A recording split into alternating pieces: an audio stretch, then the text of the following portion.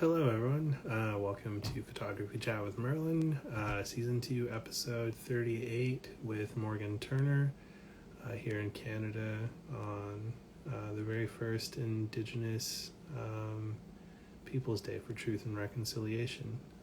So it's been an interesting day and looking forward to chatting with Morgan. So let's get him on in here, and there he is. Just invite him in. Oh, they changed everything. Okay. And where is he here? Morgan. Why is it not working? There we go.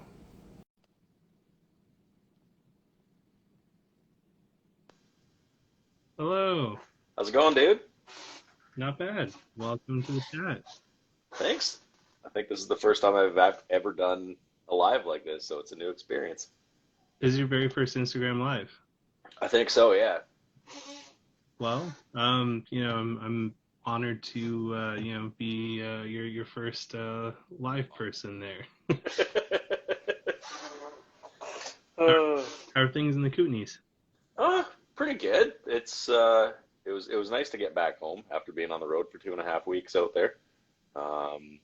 And kind of came back to a bit of a whirlwind. We decided we're gonna sell the house. We've got a whole bunch of painting to do and stuff like that. So my office space where I normally sit is just like a disaster of furniture moved into the middle of the room right now and tape all over the place. That looks a little wild. Fun times. Wow. So are you guys going to be staying in the Kootenays or just... Oh, nice. Yeah, totally. Yeah, it's pretty sweet out here. It is. It's a good spot to be. And especially like after spending 2.5 weeks back out on the coast and dealing with city traffic and city everything, I was just like, okay, I'm ready to go back to where it's quiet. Well, in Vancouver has a special kind of traffic and drivers here where I thought it was bad in Toronto, but after dealing with Toronto traffic for like the last like almost 5 years and coming back here, I never thought I would ever say that I miss the 400s, but I miss the 400s and I miss Toronto drivers. Yeah. Yeah, Vancouver, it's like I find when I'm driving around, I almost have to get into like Mario Kart mode, where it's just like I just have to try to win the race. I got to stay ahead of everybody and go in between, and where I have a space, I can go. And Exactly. It's always a race. Don't leave a gap because if you leave a gap, someone's going to fill it, and if you're not ready for it, then accidents happen. It's always yeah, and everybody else is driving like maniacs too, so you got to like always be on the on the watch. Jeffrey from Toronto is like, you miss what? It's like, yes, I do. I miss the 401 and I miss the Gardner. Not so much the 403. I mean, kind of take it or leave it, but I do miss the Gardner. That was one of my favorite things with my old car before the car accident was in the summertime, at nighttime when no one was around on the Gardner because you don't want to do it when it's super busy. Well, you can't really do it when it's super busy, but I like to roll all the windows down, open the sunroof, and just like punch it and like fly through the middle of downtown Nice. Toronto with like it's pretty cool. That's something that we have like a little tiny taste of that in Vancouver with the Georgia Viaduct. Yeah. Um, yeah, the Gardner, they made it a little bit bigger, but it didn't extend. Like they shut that project down as well too, much like they shut down the viaduct project here. Yeah. Yeah. Yeah, it's having freeways through the city is such a handy way of getting from one side to the other instead of having to like just meander your way through all of the busy traffic and pedestrians everywhere. The States has that side of things down really well. The couple handful of cities that I've been to down there, there's always like freeway bypasses. You just hop on, you're over to the other side of the city. The freeways though are interesting though because they came at a very high cost in most of those communities, and a lot of them um, were sort of a way to fight, um, not fight. They were racist in design Yeah. because in a lot of cases, and like, the Georgia Viaduct in Vancouver is a great example of it. They just built that one portion because that was where like the predominant colored population at that time lived in Vancouver. So Oh yeah. eradicate that whole neighborhood there, Hogan's Alley, I believe is what it was called, and it was a tool for gentrification and in some cases like purification of neighborhoods. So there's like a dark history to that kind of stuff, and all that started in the U.S. Interesting. Yeah, I guess it makes sense. Like it's more of a social bypass than it is a convenience thing. It's like, no, no, just Yeah, like hop onto the freeway and we'll get to the other nice part of town and then that we can pop back out to where we want to be. exactly. And the father of that shit for the most part, and the one that kind of like messed up Vancouver, is some cat named Harlan Bartholomew. There's all sorts of interesting videos on like urban planning and that kind of stuff there, but we kind of strayed away from photography stuff. So if you want to take a moment just to sort of like let the crowd know who you are and just say a little bit about yourself. Cool. My name's Morgan Turner. I'm a commercial and editorial photographer out in Cranbrook, BC. I've been out here 4 years now. Yeah. Canada Day 2017, moved out here from the coast. I grew up out there. And it's nice coming somewhere pretty small-ish. We're the regional hub though, so we can kind of travel around wherever. Been shooting full time for about 2.5 years, but I've been shooting photos since like 2000. Well, really in high school, even like 2000, 2001, and then went to film school in '03 and kind of chased it as a side hustle forever. Became a carpenter in the meantime to pay for all of the tons of gear that I've bought over the years. And yeah, finally got to jump ship and do my own thing. So very grateful and enjoying the hell out of it. Yeah, the carpentry thing, that's kind of how we got connected because you worked with my pal Ferdy, Yeah, and that's where we ended up meeting. Is he's doing that big project in Cranbrook with the Armand Theater, and yeah, which is so cool to see. And Ferdy is such a perfect guy to do it too, with him being a carpenter as well as being a super talented musician and like he writes so he can do all of their own marketing and that kind of thing to revive that project and make it something cool. I think he's just absolutely perfect for it. he's uh he's definitely one of a kind. They broke the mold after they made that one. Absolutely. Yeah. Yeah, he's definitely in my top five favorite people there. So Yeah, he is. I've never met another person like Ferdy. no, and I don't think there ever would be another person quite like him. Like he's definitely helped me with a lot of creative stuff, and I did get to do some photography for him back in the day when he was playing with the Feminists and some stuff down here in Vancouver. Did some like live music shots for him, and that was a lot of fun back in the day. So it was cool to meet you there because you were I was up in Cranbrook in August to take some photos of the project there, and that's where I ran into you, and you were also taking photos, and we kind of like hit it off there.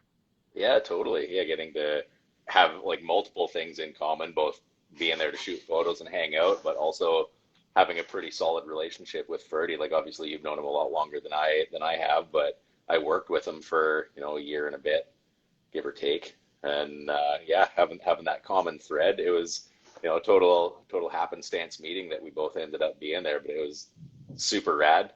And then getting to catch up when I was in Van recently too. I know, like you said in your post earlier about kind of feeling like you were cheating the interview a little bit, getting to have the warm up conversation, but that was rad to catch up. That Helen's Diner place, wicked. I would go back there for sure.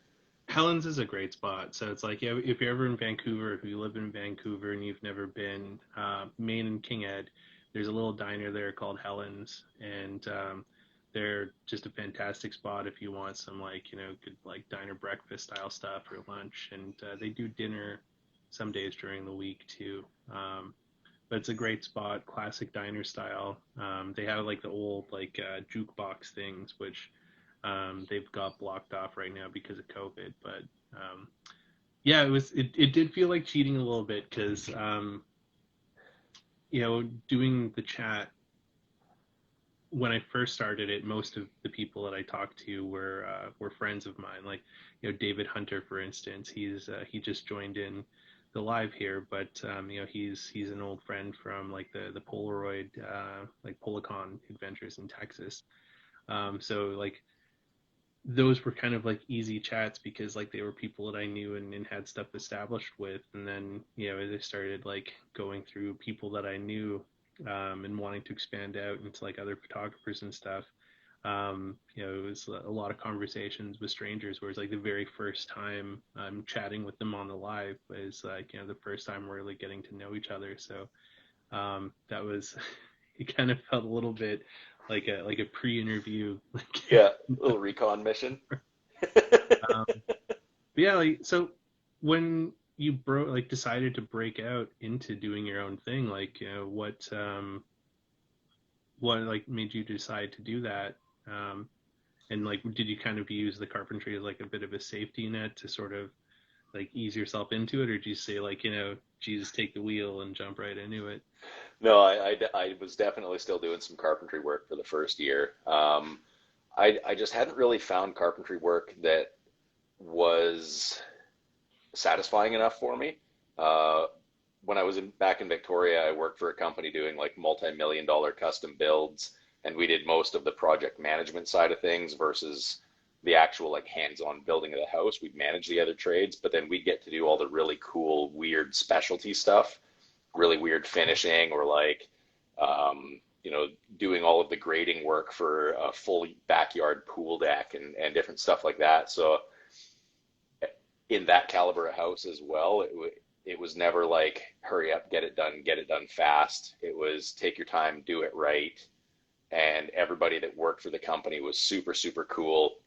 So it was like kind of having just a really good group of buddies to go do fun work with. And I came out here and it was a lot different for the dynamic at work. I didn't really find people that I like really, really jived with, aside from like Ferdy and a handful of other people. There was like, I felt like, well, I got along with the guys at the work, but the work itself wasn't the same. And I just kind of wasn't really into it. I started losing my passion for doing the carpentry work, and went through a couple of different jobs, and then got my first photo gig, shooting two homes for the builder I was working for at the time. And this little light just kind of flipped and was like, oh shit. Remember, like before you kind of lost sight of your photography career and like dove into the deep end with carpentry, you were pursuing photography as a career? I was like, okay, maybe there's a different direction. And a friend of ours is an independent contractor out here, like kind of one man operation, gets help from time to time. Um, he had a bunch of work available. I was like, well, shit, like if you want to jump ship and do your own thing carpentry wise as well, like I can feed you a whole bunch of work, or you can work with me on projects as another sub trade kind of thing and get money coming in that way. And so I did. I just did the carpentry thing. It was for the first probably 6 months, that was most of what I was doing, and then just trying to get other photo gigs coming in. And I started landing a couple of bigger jobs, and then the balance just started shifting and shifting and shifting. And I started making enough money with photo that I didn't have to do carpentry anymore. And so I was like, well, I guess now is the point where I can comfortably put the tool belt down and just focus all of my energy into making that happen even more. That's awesome, especially in like a small community like Cranbrook and in the Kootenays there. Like, you wouldn't really think that there would be like a big enough market there to sort of make a living off of that.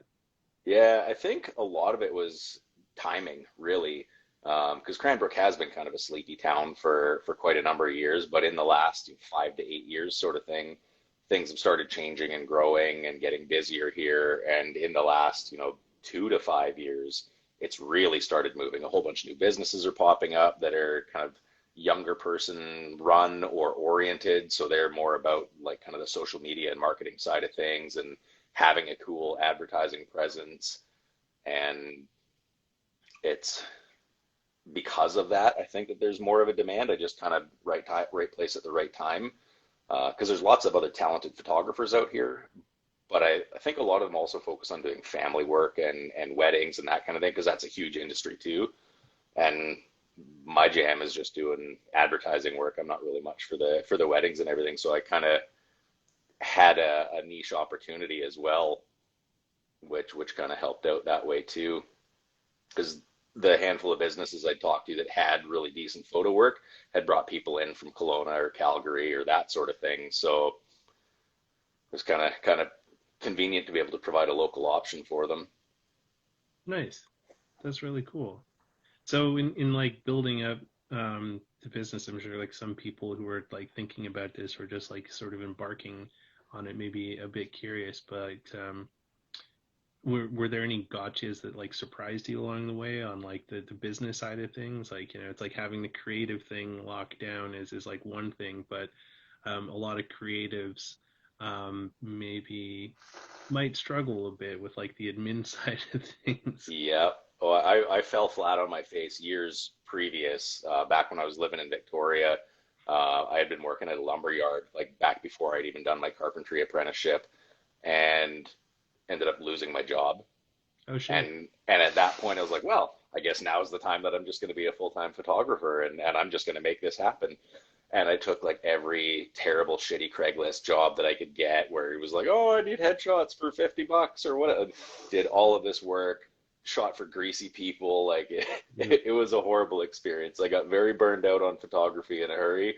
And the business side of things was a total eye opener. I was like, oh shit, I didn't think about that, or these expenses, or like there's so much to the business side of it that I just had no idea. I was like, yeah, I can shoot photos. I can make a living at this. Uh-huh. So I went back to working for somebody else again for quite a while. Damn. So Yeah. if for someone maybe thinking about it, like, what kind of tips would you throw out there for them to like, watch out for from your experience of, falling on your face and having to work with greasy folks? Oh man. Definitely like do a bit of reading on what business function actually is, like learn about your cost of doing business, what it actually takes to afford to pay your bills, not just, oh well, yeah, if I charge a couple $100 for this photo and that photo I can survive. Like actually know those numbers and think of the other things. Like a lot of people don't price income tax into their cost of doing business. They think, oh well, sweet, I do a shoot for $500 or 15 or $2,500, that's just straight up money in my account. But that's not the case. Like 30% right away, you got to squirrel that away somewhere else, and make sure you do that. Like put your tax money away aside right away, because if you spend it come tax time, you're going to owe a bunch of money and not have it. Um, Marketing is a good thing to learn about, like what's actually effective, not just putting a poster up on Craigslist or an ad or that kind of thing. Like where is your target audience? Where are they looking, and what kind of an ad would trigger them to call you? Learn some basic accounting, like being able to do your own budget work, knowing where your numbers really sit that way. Because if you end up way overspending, then you don't have any money left to actually survive until your next gigs. Like try to ration your money out a bit and time your purchases with gigs that warrant it. Sometimes you got to make the jump and just spend a bunch of money on some gear to be able to actually keep doing what you're doing. But try to be smart about it. Um, Man, and learn from people that have done it too.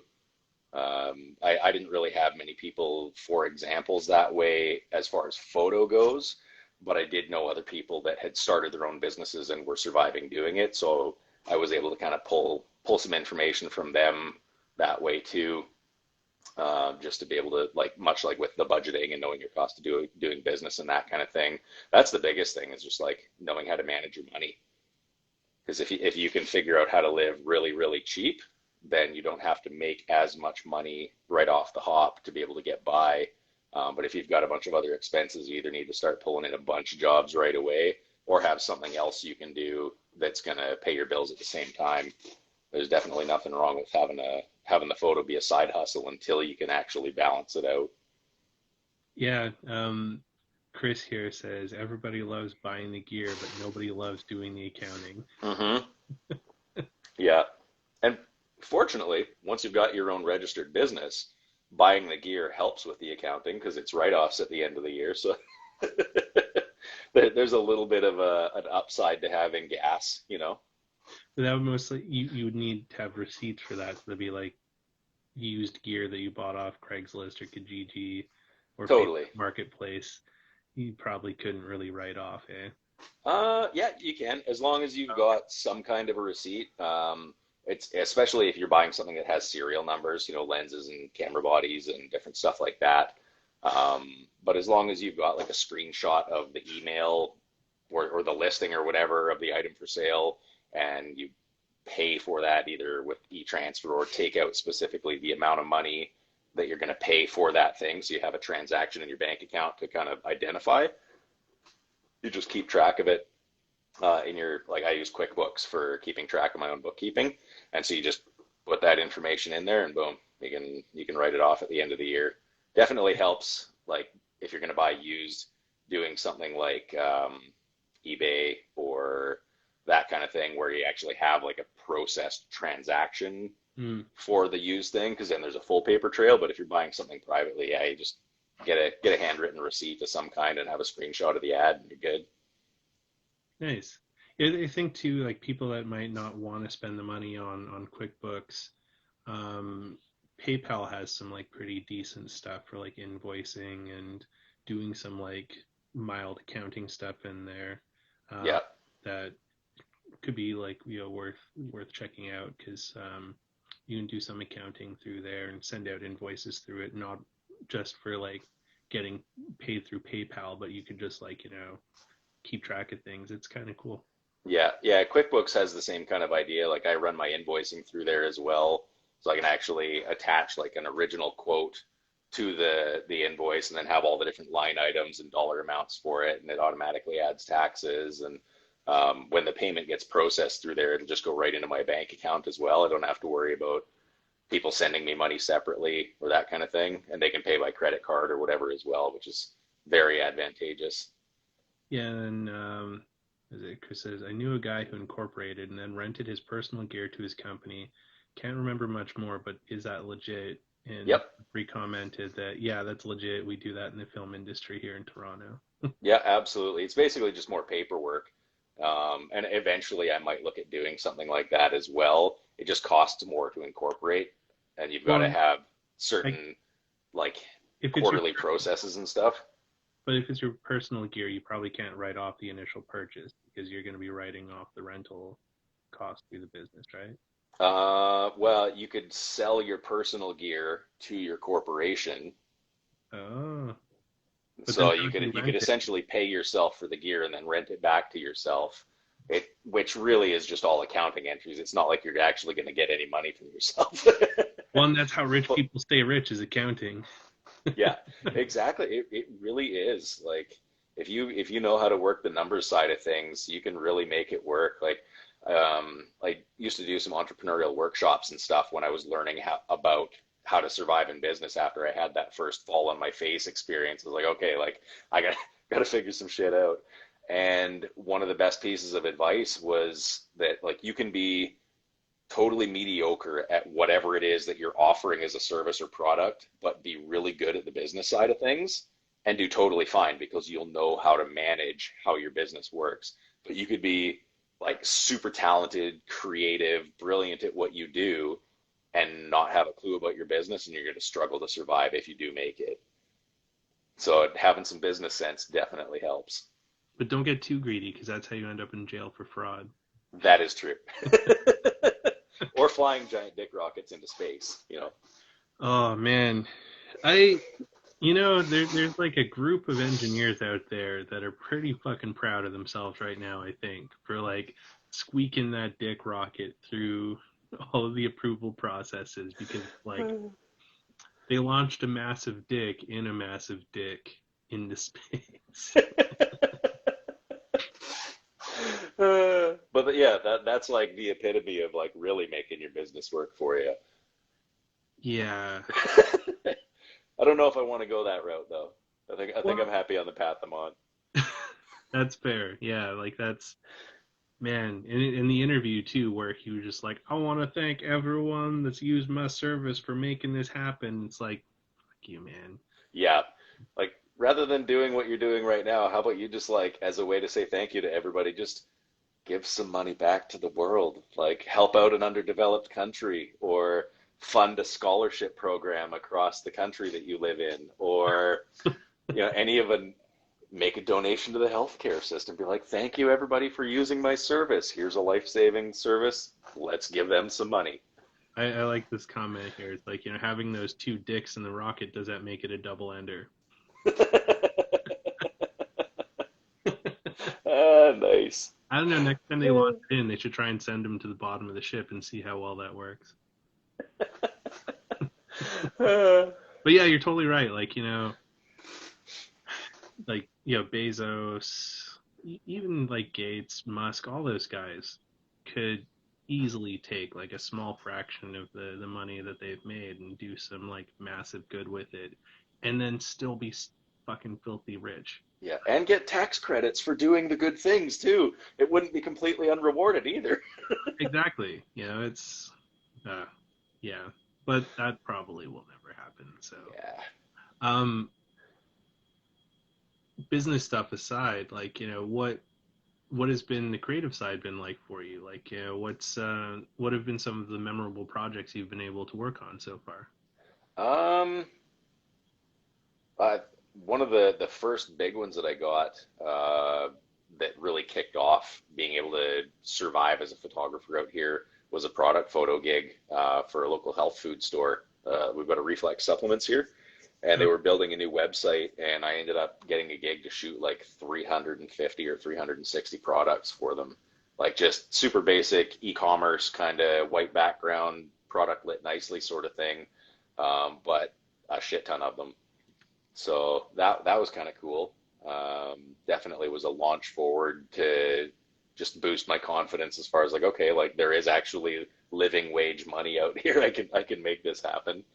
And they've since launched their own brand, which is a bunch of like athletic wear clothing, and now getting into their own brand of supplements as well.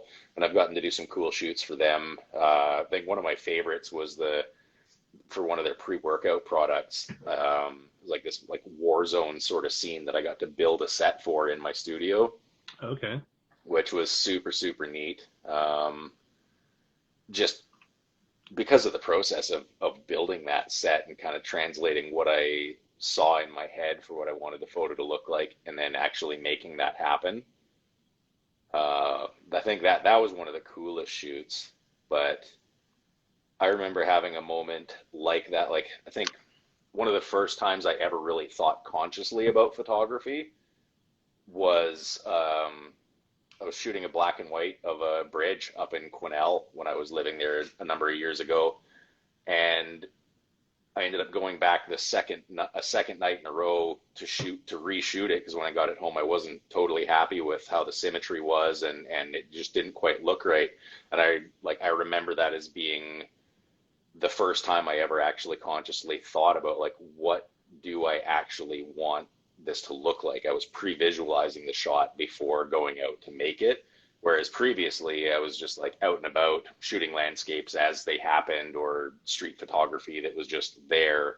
I had never really put that forethought into seeing the photo before trying to go create it. And that was like just a pivot point for me for sure, as far as the way that I approach photography. So that as much as it was a simple thing, holds a lot of significance for me. Very cool. Is there like any photographers that you've found like inspired you or like steered the creative direction you've chose to head? Um,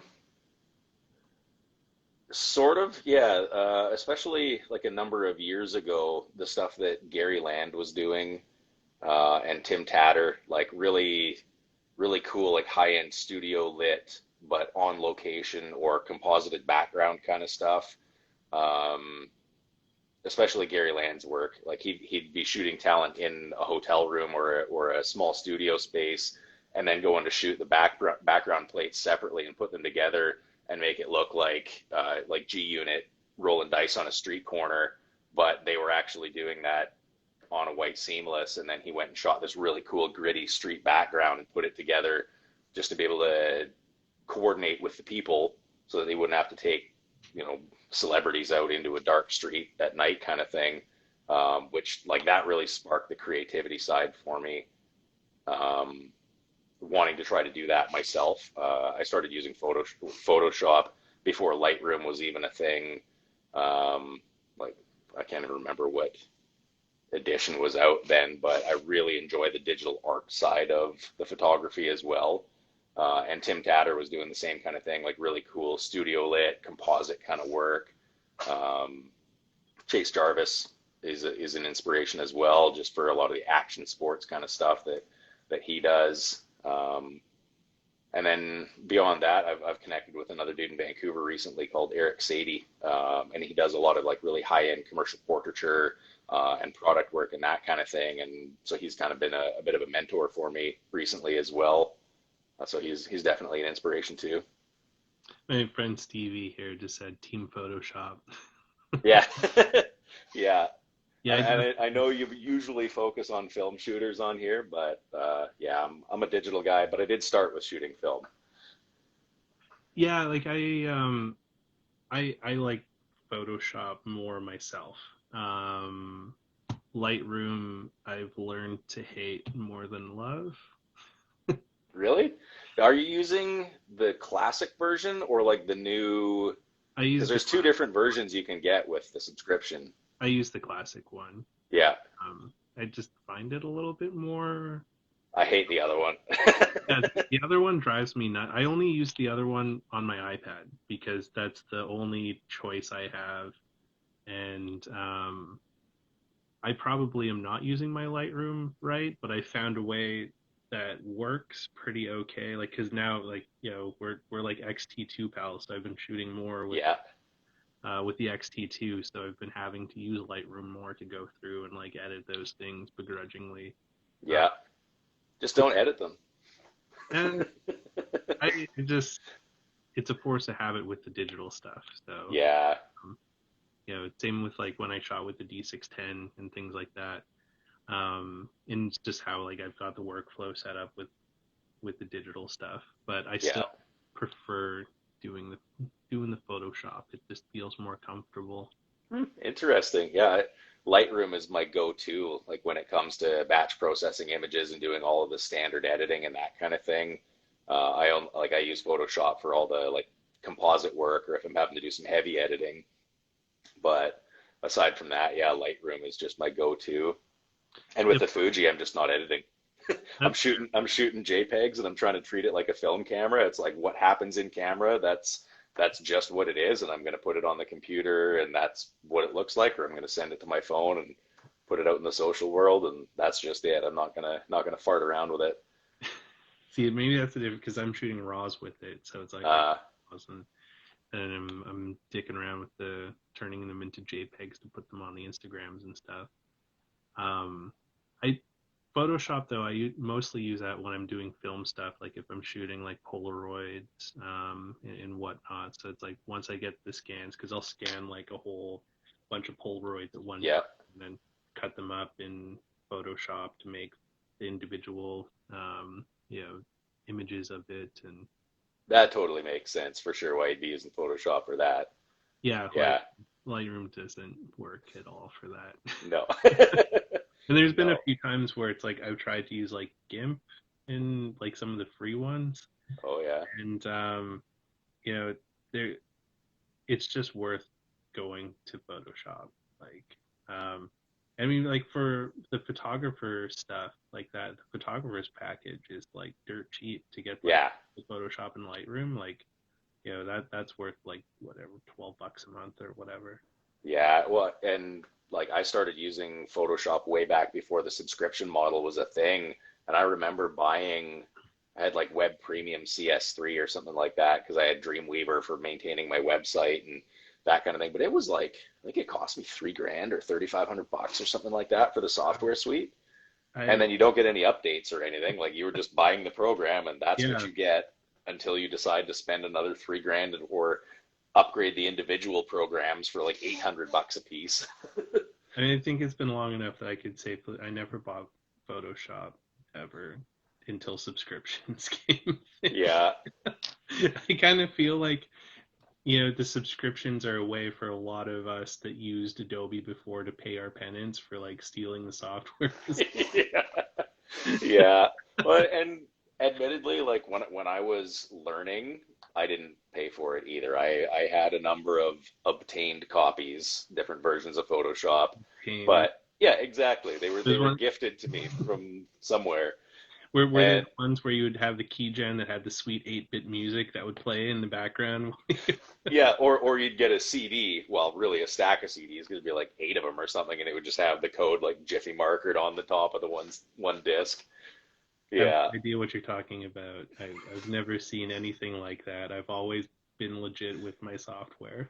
Yeah, yeah, totally. But I think like as soon as I started making money with it, that's when I was like, okay, like Yeah. fair enough. Like I can't justify spending that kind of money for something that I'm learning with as a hobby. Starting to make money, okay, I'm gonna pay for it. And that was when I started doing that. So like the subscription model is pretty cool because it's really affordable. Like anybody could do it. If it was a thing back then, I probably would have been more likely to start paying for it earlier because the barrier to entry is so much lower. Yeah. And then just getting all the updates too, like the stuff that you can do with Photoshop and even Lightroom now is crazy. The sky replacements and all the super easy masking for like different uh, adjustments that you're doing is so easy. Like not easy in the sense of just anybody can do it and you don't have to think about it, but just easy to apply if you know what you're doing. Well, and even if you want to go for the full suite, if you're using it for business, it's really not that bad going to the full suite either, where you can have like all the things. And I've tried making books with some free software out there, and it's just not the same as like being able to use InDesign to Yeah, go in there and put stuff together. So, yeah, totally. And like Blurb has a reasonably decent book design program, but it's still not the same. Like oh, if you can just get the template layout because you can download from that as from them as well, just for like your for setting up your document boundaries and everything, and then use Photoshop or InDesign to be able to then lay it out yourself. It's just so much nicer. well, and the thing that's really nice if you're using Blurb and you have InDesign is they have an InDesign plugin for Blurb. Oh, Like, nice. when you import the plugin in there and you open it in InDesign, it has a selection for all of the different book types that you can use. Yeah. It'll build a template based on like how many pages and all that you want, and then when you're ready to import that, you use the plugin to import that straight into Blurb, so that you Ah. all the printing through it, and that's how I've done my books with it, and it's worked really well. Oh, cool. That's like I haven't done a book with them in a number of years. I last time would have been when I was shooting family portraits way back in Quesnel, like 10 years ago or longer. So they, it makes sense that they've updated some better implementation along the way. It works really well, and like the quality too, depending on what you want to do. Like I've mentioned this in other episodes, but the photo books with Blurb are pretty expensive. But if you are okay with going with a portrait style book and not a landscape style book, their trade books are really inexpensive to do. Yeah. And the photo quality on the trade books is really decent. Like when I did my first book, I did a set of landscape photo books and then portrait style trade books. And I personally liked how the images looked on the trade book over the photo book. Oh, cool. Like half the unit cost almost. Yeah. Is it like a decent paperweight and cover as well, or? Yeah, it's a decent paperweight and cover, and like I got, where is it here? I got a book recently. Where the heck did I put? Yeah. So this is an issue of Refueled magazine that goes over Jason Lee's Galveston book recently, but this is like a blurb trade book. Okay.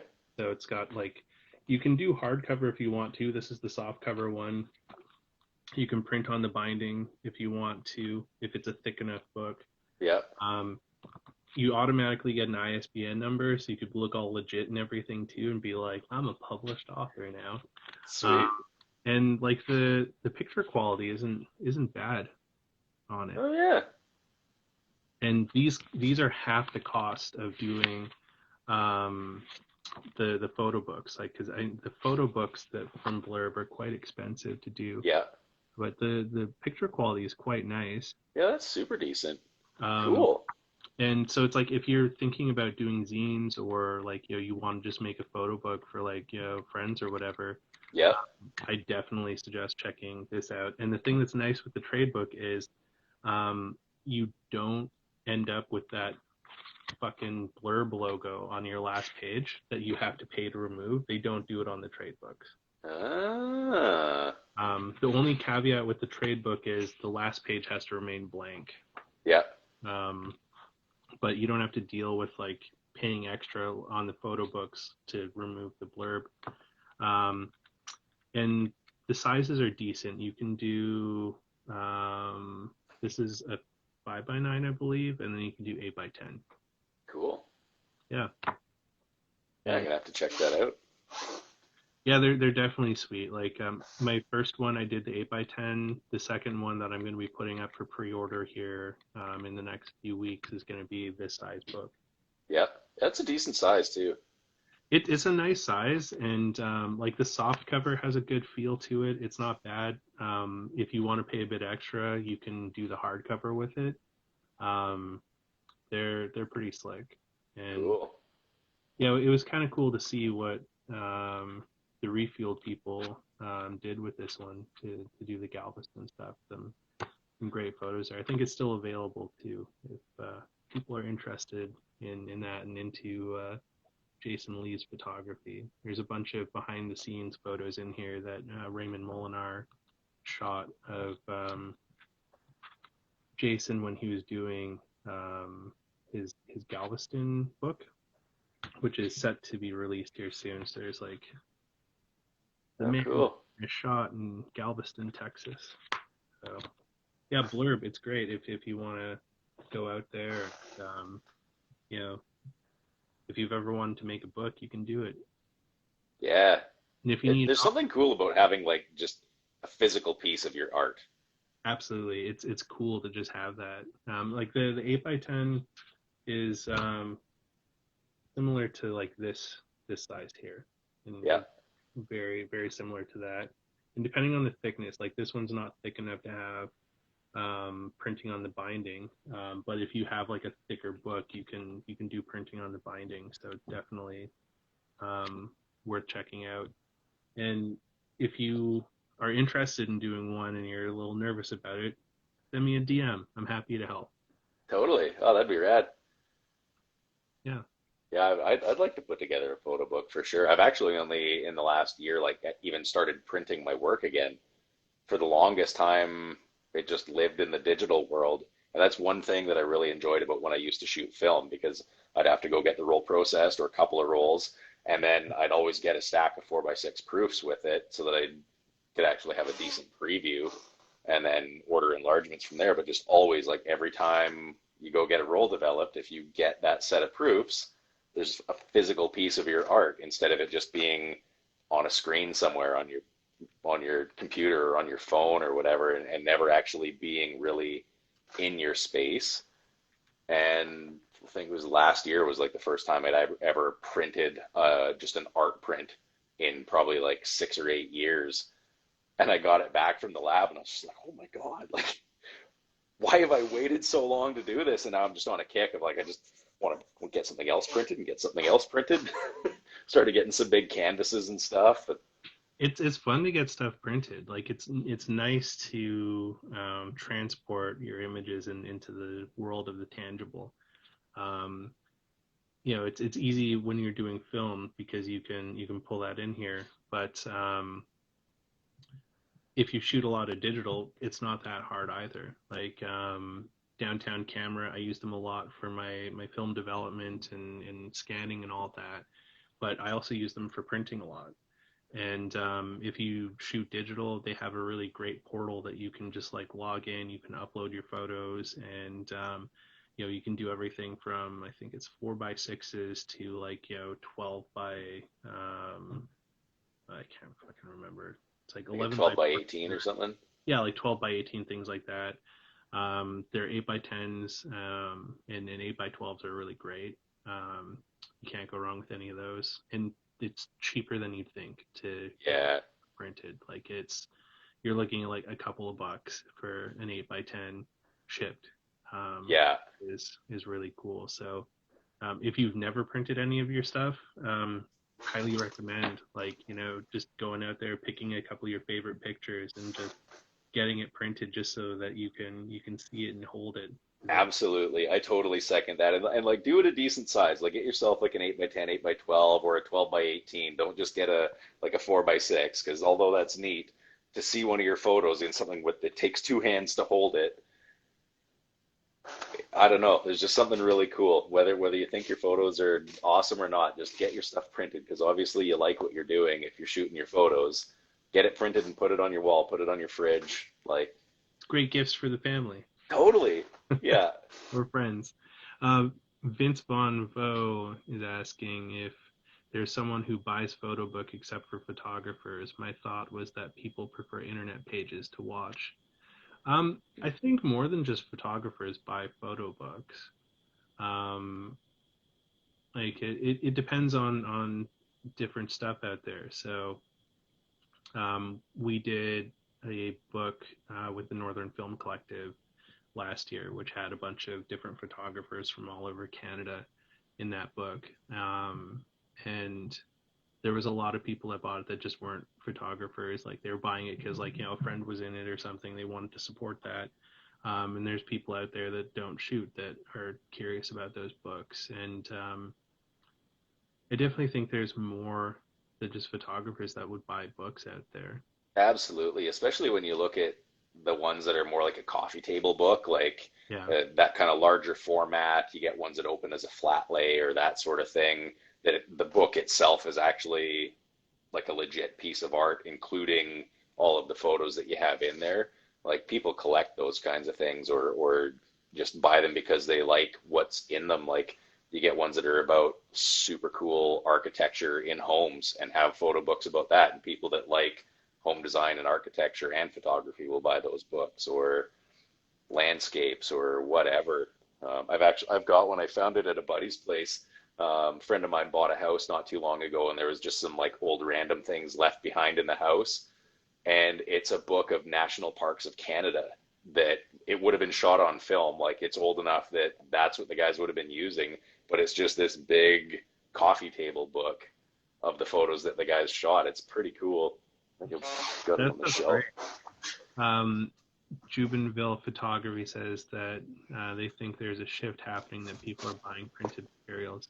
I'd agree. Like, I think especially during COVID, people were probably getting sick of staring at their computer screens all the time, and it's nice to be able to pick up a book like that and just kind of like flip through it. And Totally. it's a nice Yeah, way it's like to get away from a screen. just all of these different cool mountain and park shots and everything. And then stories about the places. There's some write-ups about the photographers and everything. Like, how cool would it have been to go spend like a year and a half just traveling around Canada, having to go visit all these parks and canoe down rivers and climb mountains and stuff, and drag your film cameras around and shoot for a book? Oh, wild. And like that's like some Ansel Adams kind of shit, because like Yeah. that was probably all shot on like medium or large format cameras too. So it's like these are dudes that are like hiking around with like an 8 by 10 or a 4 by 5. And it's wild. There's still people doing that. Like a pal of mine, Pete, in New Hampshire, he still trucks around with his 8 by 10 and 4 by 5 in the woods. And Yeah. he's Pete Damascus. Pete Damascus. Yeah. Pete's the man. I love that guy. Right on. Yeah, I can imagine packing like it's bad enough packing around a regular bag of digital gear, let alone packing around like two large format cameras and the glass to go with it, and then all the extra film and your giant old ass tripod that probably weighed like 40 pounds too. Well, that was one of the reasons I think why he bought the Leakland. So he purchased Jason Lee's old '94 Lincoln town car, and it's like the large format Lincoln. So Yeah, got that big old trunk so that you can put all of the 4x5 cameras in there, and that's the car that Jason used to shoot the Texas series for Plainview and some other different photo books. And Pete's keeping the photography pedigree alive with the Lincoln, doing some adventures around New Hampshire and the East Coast. cool. Yeah, it's kind of neat, seeing people keep those kinds of things, those traditions going on. I mean, you could still pack that shit in a Kia, but Yeah. just doesn't look as cool as like an old Lincoln Grandpa town car. Totally. Yeah. Yeah, rolling up with like a smart car or a little Kia or something like that and pulling a big crate out of the back with a big like medium format bellows camera or something like that. Like what the heck is going on? It makes more sense coming out of something cool like that. Yeah, I mean, you could get away with that in a smart car, but you wouldn't be able to bring a friend. Like, I mean, in something like one of those old Lincolns, like you could go on a big photo adventure with like four pals and everyone's comfortable and you have all the gear in the trunk. Yeah. Or it's like, you and a buddy could go and like you could comfortably sleep in that thing too when you're out there adventuring. Yeah. Eddie says, or like a Fiat 500 like me. Eddie's a great photographer from California and a cool cat. All right, on. Yeah, it's the photo road trips are a cool thing though. Like that's um, something that I enjoy doing. Is like when I'm on road trips, having a camera with me. Like, have you ever explored much with the photo road trips or? Um, a a bit, but not actually like just doing a road trip specifically for photos. In the last 2 years or so, I've started making a point of allowing myself more time on road trips to just stop wherever the heck I feel like. Like if I see something, I'm like, oh man, like I got to get a shot of this view, or wondering what's down a dirt road that might be somewhere cool or that kind of thing. To actually stop and take that time rather than just trying to push ahead to get to wherever I'm going. But yeah, I'd love to go on a trip that's literally just to go explore and shoot photos. It would probably take me like 5 years to get out of the province. Like, That's fair. But there's still like so much cool stuff to see in just our own province here. Like totally. you 5 years probably wouldn't even be enough. Like you could spend decades exploring all the Yeah. different in even the Kootenays alone. There's so much stuff out there that's cool in the Kootenays. And Yeah. I think that's the hard part. Like, you just end up stopping so frequently, you may as well just be riding a bicycle or something. yeah, that's fair. But then it's hard to like on a bicycle or even like a motorcycle or something like pack all of that gear Yeah. Yeah, to motorbike would be a pretty ideal alternative for transport, just because it's easy to be able to pop off the road and back on. But you'd have to have some decent cases for sure for being able to pack your gear, or just pack really light too, like whatever you could fit in your backpack. or you could get one of those motorcycles with a sidecar. Yep, Yeah, yep, totally. that'd be Or pretty. or a sprinter van. I mean, Just go the other direction, completely different other direction Just there. basically live on the road. Those I've seen some of those like 4x4 Sprinter vans, and those things are freaking wild. Yeah, yeah. I had one, not the four-wheel drive one, but just like a regular high roof Sprinter van for my work vehicle at my last job back in Victoria. It's so awesome having a van that you can just stand up in the back of. They're huge. I remember working on them when they first came to Canada, and they were just wild, like all the space that you have in them. Yeah, I always thought it'd be cool to like have one of those to sort of retrofit to like live in on the road, but also have a dark room in it so that you could like do processing and stuff on it while you're traveling. Totally. Yeah, that would be rad. You just basically build yourself a little dark closet, or like most of the stuff you'd be able to do in dark bags, aside from if you wanted to do your own printing or whatever. Like you could get little dark tents. Then you hopefully wouldn't get the clammy hand feeling, have enough Well, space that's and the thing. I hate the dark bags because of the clammy hands. Like they just yeah, really the it gives me like anxiety when I have my hands in the dark bag and they start getting all sweaty and stuff, but the rest of yeah, it is like an okay temperature.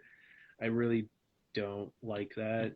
So I definitely prefer working in a dark room instead. yeah. Feels more comfortable. Yeah, totally. And the van, like if you got one of the cargo style ones that didn't have the windows in it, like with the doors closed, if you had a good curtain to pull across towards the front of the van, you could have a dark room in the back. Just have like some little slide out trays that you'd be able to put your developing tank on and that kind of thing, or like a little fold down workstation. Yeah. Just have a little spot you could fold up out of the way when you weren't using it. One day, that's a dream. It's got to hit the Lotto Max. Yeah, yeah, everybody's dream, right? Yeah, I exactly. I bought tickets this week. I'm not gonna lie. Yeah, I usually buy tickets every week because you never know. Yeah, Just it would like be pretty sweet. Like, I don't buy them all that often, but I get really optimistic and excited when I decide to, and then I still haven't. But man, like $60 million, I could probably find a couple of things to do with that. yeah, well, even a million would be nice. But Yep. Heck, um, 5 grand would be sweet. yeah, yeah, exactly. Any kind of free money would be nice. Yeah. Do you have any like projects coming up soon that you're excited about, or? Um, Not really. Nothing that's like kind of new and different. I've got a personal project that I want to do, another product shot for a distillery that's out here called Tainton Bay. I've got one of their bottles of vodka, and I have an idea for freezing the bottle in a block of ice and using some like canned haze and blue gelled lights and different stuff like that to do a really wicked ass product photo of it. So I think I'm going to make that happen this winter, fart around in the studio and do something cool like that. Um, but I've been feeling an itch to really put some personal projects together because for the last 2.5 years, I've basically just been doing like work photography, like whatever is going to pull money in, whether it's a gig for tourism or product or clothing or whatever. But it's always kind of been for a purpose other than just being creative, and it's a thing to sell. So I've got a book where I kind of jot ideas down every time I think of like a series that I'd like to do or just a specific one-off shot or that kind of thing. So I want to start picking through there and actually making some of those ideas happen. Nice. Yeah. I've Yeah. got an idea for a set that I'd like to do that's the Electronically Disconnected series, Okay. and it's to kind of illustrate how connected but disconnected people are through electronics. And so one of the shot ideas I have is like a younger couple walking down the road, and it looks like they're holding hands, and they've got headphones on that would be like, you know, contrasting colors, like a black set and a white set, or like blue and green or whatever. And you can see that they're not actually holding hands. The cord from one goes down to the iPod that's in the hand of the other person, or MP3 player or whatever. So they're not actually making contact. They're just holding each other's music players. Oh, interesting. Or like a couple, like kind of laying in a bed. So the shot is kind of bird's eye view above the bed, and they're laying back to back looking at a pair of laptops or tablets or whatever and like FaceTiming each other in bed. That reminds me of like I don't know if you remember this feature with hardline phones, but if you do the like call your own number and then hang up and it rings so that like yeah you pick it up and talk to people in the house. And my parents used to use that shit all the time to like phone the house to like get us to do shit when they're in like a different part of the house. Yeah. And it's just like you're in the same fucking house as me. Like, just Yeah. Like if you yell, I'll hear you. yeah, exactly. But it's just like no, they're just gonna like the phone rings and it's just like go do this thing. It's just like Yeah. I got yeah, an intercom. Why would I yell? yeah, exactly. Like that was it. And it was just like, and this was way before like, well, it was on the cusp of cell phones, but it's like cell phones were expensive. You're not going to waste Yeah. that time, those minutes to like phone the house and like, tell your kids to do shit when you can do it for free by just like, phoning on the line. Yeah. Hey, the Zach Morris phone. Yeah, landlines, man. I was laughing about dial-up. I think it was last night. I was out at the fire hall tap house in town here, having beers with a couple of friends, and there's some younger staff that work there, in their early 20s kind of thing. And my friend that I was having some drinks with is our age, and so we were laughing about back in the day where you'd be like in some online chat room or like ICQ or whatever, because you were waiting 45 minutes to download the one song that you'd get to that night. Yeah. And that kind of thing. And the other kids were just like, what the heck? Like, Fucking ICQ. Uh-oh. yeah, that little rainbow flower. I still remember. So I had a 5-digit ICQ number, or it was a 4-digit, 4 or 5-digit. It was a really early one, but I forgot the fucking password for it. So I had to get a bigger one. I still remember that one, 6415486. Yeah, It's funny the things that we remember, eh? yeah. Uh, And then someone said your party line. Those oh were yeah. fucking crazy. Did you ever know someone with a party line or have to deal with a party line? Yeah, some of the people I was friends with had them. Yeah. So like for people that may be of a younger vintage, in the early days of telephone service, not everyone would get their own phone number. So especially in rural areas, um, people would in rural areas like 4 or 5 houses would all have the same phone number, and Oh when it yeah. would ring, it would ring on all the houses, and it was a party line, and so it's like you'd have to pick up and be like, oh no, it's for like this other house, and um, they were really kind of fucking annoying because like everyone could get in there, and someone here just did an IRC comment. Matt Canna said, Carrot slaps Morgan upside the head with a wet trout. Nice. I was going down to grab another beer, but I've got a bunch of stuff stored down here. This is the one that started it for me. Is that a K1000? It's an MX. Oh, nice. Yeah, I gotta send it in to get like a full CLA and probably some adjustments or gasket replacements as well. The shutter sticky on it on a couple of Okay. different shutter speeds. There's a But guy on Instagram called Lens Medic at okay, Calgary, and yeah. he's really good with doing all that kind of work, CLAs and things like that. Ah, I was The wondering where to send it. I've only found, I think it's called Paramount Camera. Paramount's good too.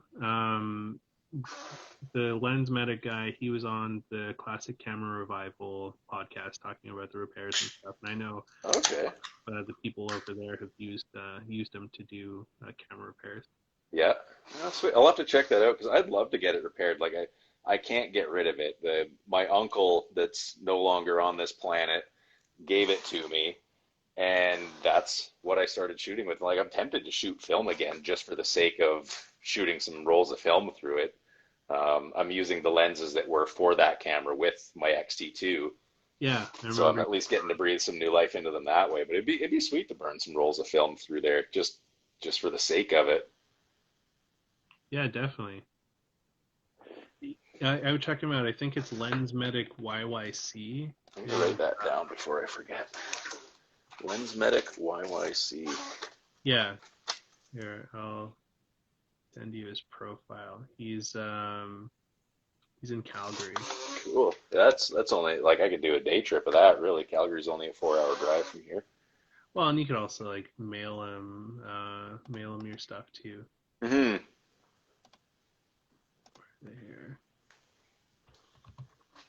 Yeah, I'm really enjoying the XT2. Like I know you're saying you're really digging shooting with yours too. It's such a fun little camera. It is. I have definitely um, it's definitely sort of reinvigorated um, some photography feels. Um, it's also made me eat a ton of crow because I have a not so hidden, deeply seated dislike, borderline hatred towards Fuji. Yeah, Um, for taking away all the nice things. for taking away all the nice things all the time. But I mean, the photos that it takes are something else. Like, some of my favorite photos I've taken have been with this camera so far. This was a funny one. I don't know if you guys can see it on the screen, but this is like a dude on a bus that was like he had his glasses on Uh, backwards in his head. Maybe, oh, kind of maybe. going in. Yeah, it's staying kind of blown out. Come on, focus, you son of a. Okay, well, it's kind of a funny one because this dude he has like a bald fade, almost like a mushroom cut, but Yeah, he's got his glasses on the back of his head, and it looks like Dilbert without eyeballs. that's hilarious. But it's just yeah, the camera and their glass is amazing too. Like, I've been using the 56 1.2, Yeah, and this is just like a mighty mighty chunk of glass. yeah, Um, that's the one that you let me try when we were having lunch, isn't it? yeah, Yeah, I'm borrowing it from a friend, but like I'm gonna have to buy one for myself because it's just too nice, and yeah, just being able to like shoot wide open in the daytime and have the camera just compensate for that and not blow everything out is yeah, kind of amazing. yeah. Yeah, there's shots I've taken with this that I'm like, yeah, I wouldn't probably be able to get that with film, not without a lot of fuckery. Yeah. Yeah, it's definitely nice having like it's a different process because it is kind of more like a film camera, but you still have all the perks and benefits of the digital side of things. Like I love having an EVF. This is the first time I've ever actually really used a mirrorless camera. And having that live preview of your exposure just saves so many horrible shots, dude. Always that first one, especially if there's something happening and you're like, oh shit, like I want to grab the guy going by on the bus or there's a dog in a window or whatever. And with an SLR, just having an optical viewfinder, it's easy to be like, oh, snap a shot before you've even really looked at the light meter or whatever, because you're just trying to grab a shot of it and then be like, oh damn, that is way under or way over. Having It's that mirrorless cool. preview is slick. Yeah, and I mean the fact that it's such an old camera too, like it's what, like 4 or 5 years old now, something like that, and it's still so good and soft Yeah, is definitely cool. And being able to use all of the different glass, I've really been digging that, and even just the cheap glass, like I bought the TT Artisan 35 mil 1.4 yeah, off of the internet for like $100, and I mean you can tell it's $100 lens, like it yeah, doesn't have the same feeling as like a proper Fuji lens or proper Nikon lens or anything like that. But I mean, it still takes really great shots for for a that. hundred bucks. Like, Like it's a cool platform, and I've been like a staunch film shooter for the last few years. Um, and this has kind of like brought me back into the digital fray. So yeah. I'm still not sure how I feel about that yet. Like feeling a little bit dirty. You're like I know I'm not supposed to like this, but I kind of like this. Kind of, yeah. Like it does feel a little bit dirty. Uh, Yeah, Jeffrey says I borrowed my friend's XT20 when my Nikon D750 was broken, and I was blown away with how nice and fun it was. Yeah, like that's the thing. I've yeah, talked to so many people that have like sold all of their Canon and sold all their Nikon gear after playing with the Fuji system because they're just like, it makes it fun again. It's also like probably a quarter of the weight of like some of Yeah. the cameras. Like, the weight difference between the XT2 and my D610 is immense. Yeah. Which you start to notice now that I'm getting a bit older. Well, and especially for just like casual walkabout kind of stuff too. Yeah, for It's street it's photography, nice great. it's nice to not pack the extra weight around, and then it's also like more inconspicuous too if you're doing street photography or just like wandering around a neighborhood shooting kind of like urban landscape stuff or whatever. You're not pulling out some giant rig and people are like, oh, like what the hell's that guy up to? You get a little, innocuous looking camera. Nobody's really going to bother you too much. You can kind of just do your own thing and go shoot some photos without people interrupting you. Absolutely. Yeah, Jeffrey says that he honestly wanted to get rid of all of his Nikon stuff, but he has Nikon SLRs with Mm, lenses. And yeah, that's hard. Like, I have so many Nikon film cameras that use the same lenses as my D610, and I'm never going to get rid of those guys. But the 610, maybe I'll sell that at some point when it goes. yeah. Um, Well, for if video, you buy an 850, they've got an actual mode built into the camera that's designed for scanning your own negatives. yeah, a friend of mine bought a 50, and it's nice. Like, I definitely have dug checking his camera out, but it's just so much money Yeah, that I can't justify the money because I don't use. Well, I didn't use digital that much until I bought the Fuji. Because I just didn't really like using the 610 for street. It was nice for studio stuff, yeah, um, and things that I had sort of planned out, but just like something to carry around. It's an awkward size because it's like my F5 is a fucking monstrosity, yeah. like just a beast. But I'm used to like every day carrying that because like it's supposed to be a beast, and you get used to that. But the 610 is kind of like this awkward thing where it's just like even when I don't have the grip on it, it's still a weird chunky guy. Like, it's Yeah. small, but it's still not really that small. It's like the middle child. Yeah, it's like a weird middle child. And from a specs perspective, like, I can't justify getting rid of it to buy like a 750 or something because it's like I Yeah, don't do everything that the 610 does. So it's like there's no point in upgrading it because like I don't even fully utilize it today. So it's just sort of yeah, I might end up selling it because yeah. Well, and at least like you could sell the body and just adapt all your Nikon glass to your Fuji. Like if you wanted to still be able to use those lenses, you don't get all the, automatic features out of it as far as your autofocus and all that kind of thing. But you can use like G series lenses with the Fuji, that KF Concept company that we were talking about for the adapters. They've got one that has an aperture ring built onto the back side of the adapter, so oh it no, just grabs the little lever that sticks out of the back of the lens that controls the aperture, and you just put that onto the adapter and turn that thing, and it'll change your aperture manually that way, so you can actually use them. I don't have any G lenses, so it's not really a big Oh, problem. perfect. There Just you go. I bought the cheap Earth one, I think it was. Yeah, it Yeah, was the because the D Earth. series ones have the aperture ring on them still. Yeah, which that's been kind of like a really cool thing with the Fuji is just being able to adapt all of the different things to it. So Yeah. Yeah, it makes me want to go like yard sailing and check pawn shops and thrift stores just to try to find like whatever old, as cheap as possible, janky old lenses I can find and then just use them with the Fuji. the really cool stuff, and like my friend Clint showed this to me on his X Pro 2, is shooting with old cinema lenses, Oh or yeah. like, cinema cameras, and like he's got this like ancient old, like, probably early 1900s or something,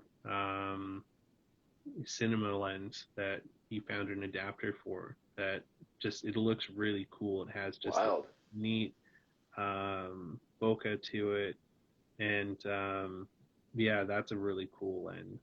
And he's also like fucked around with um, CCTV lenses. Oh from yeah. old security cameras. Yeah. You get some like crazy vignetting with them, but because like they're supposed to be like high resolution for security stuff, like you get some really cool shots with them. So that's a kind of cool thing with the mirrorless is being able to adapt all the different lenses to it. Totally. Yeah, because all the lenses have different characteristics, especially like the older lenses. All the new ones are made to be like pretty surgically optically clean. Yeah.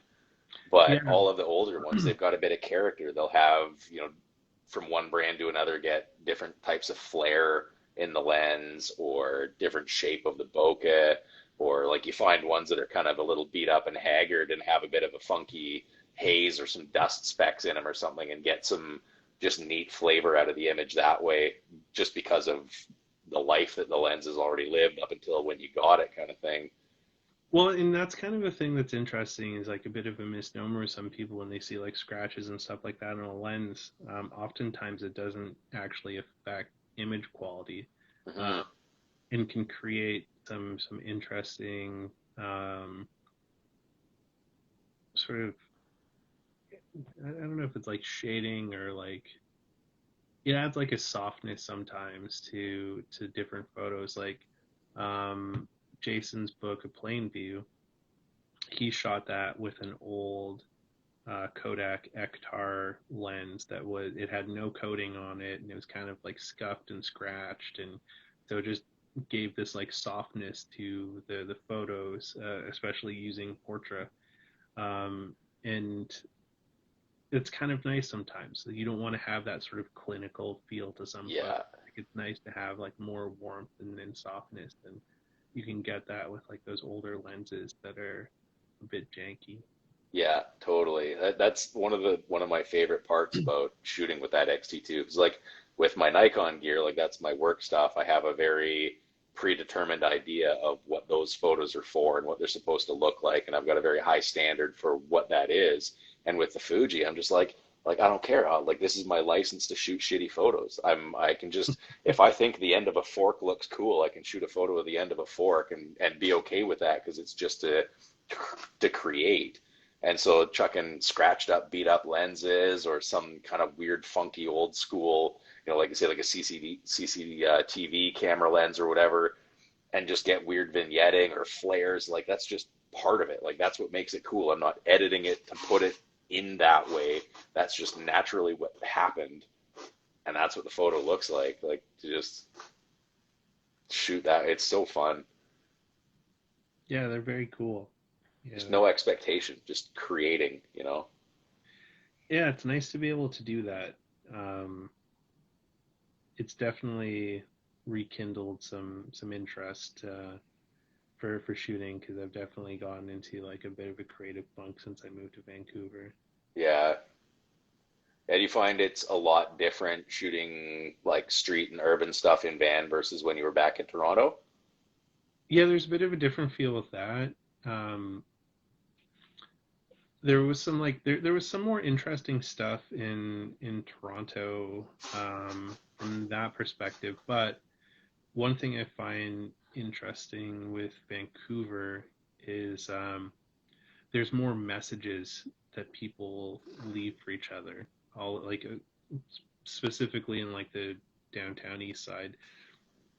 So it's like you don't see as much graffiti as you do in Toronto, but you see like all these messages that people leave for each other, where it's like, when to get drugs, be back here at like 5 kind of thing, or it's like, Yeah. I love you and miss you, like, if you still love and miss me, meet me over here on like, September this date at this time. And some of it I find interesting. A lot of it is stuff that I wouldn't shoot to share, but I find it kind of fascinating to see that stuff because Yeah. there's this whole like communication system for people that don't use cell phones and things like that. And we've gotten so used to being able to like access these like easy tools of communication, but like there's still people out there that don't have that. Um, Yeah. and so that's how they do it. That's kind of cool. It like and especially compared to graffiti art. Um, because graffiti art can be like a background for somebody walking by, or it can be just like its own neat thing, like strange cryptic messages or stuff that's just like downright, surprising sometimes. You know, like that kind of just becomes the focal point, unless you're gonna just shoot a series of all of these crazy messages all over the place. I can see how like you can't really incorporate that into the shot because that's just the focus. Whereas graffiti, like you can kind of have that be a part of a larger scene or that sort of thing. Yeah, like some of it is hard to integrate into stuff. Like, I saw one the other day that was kind of hilarious, where it's like, I hope you enjoyed fucking my dad.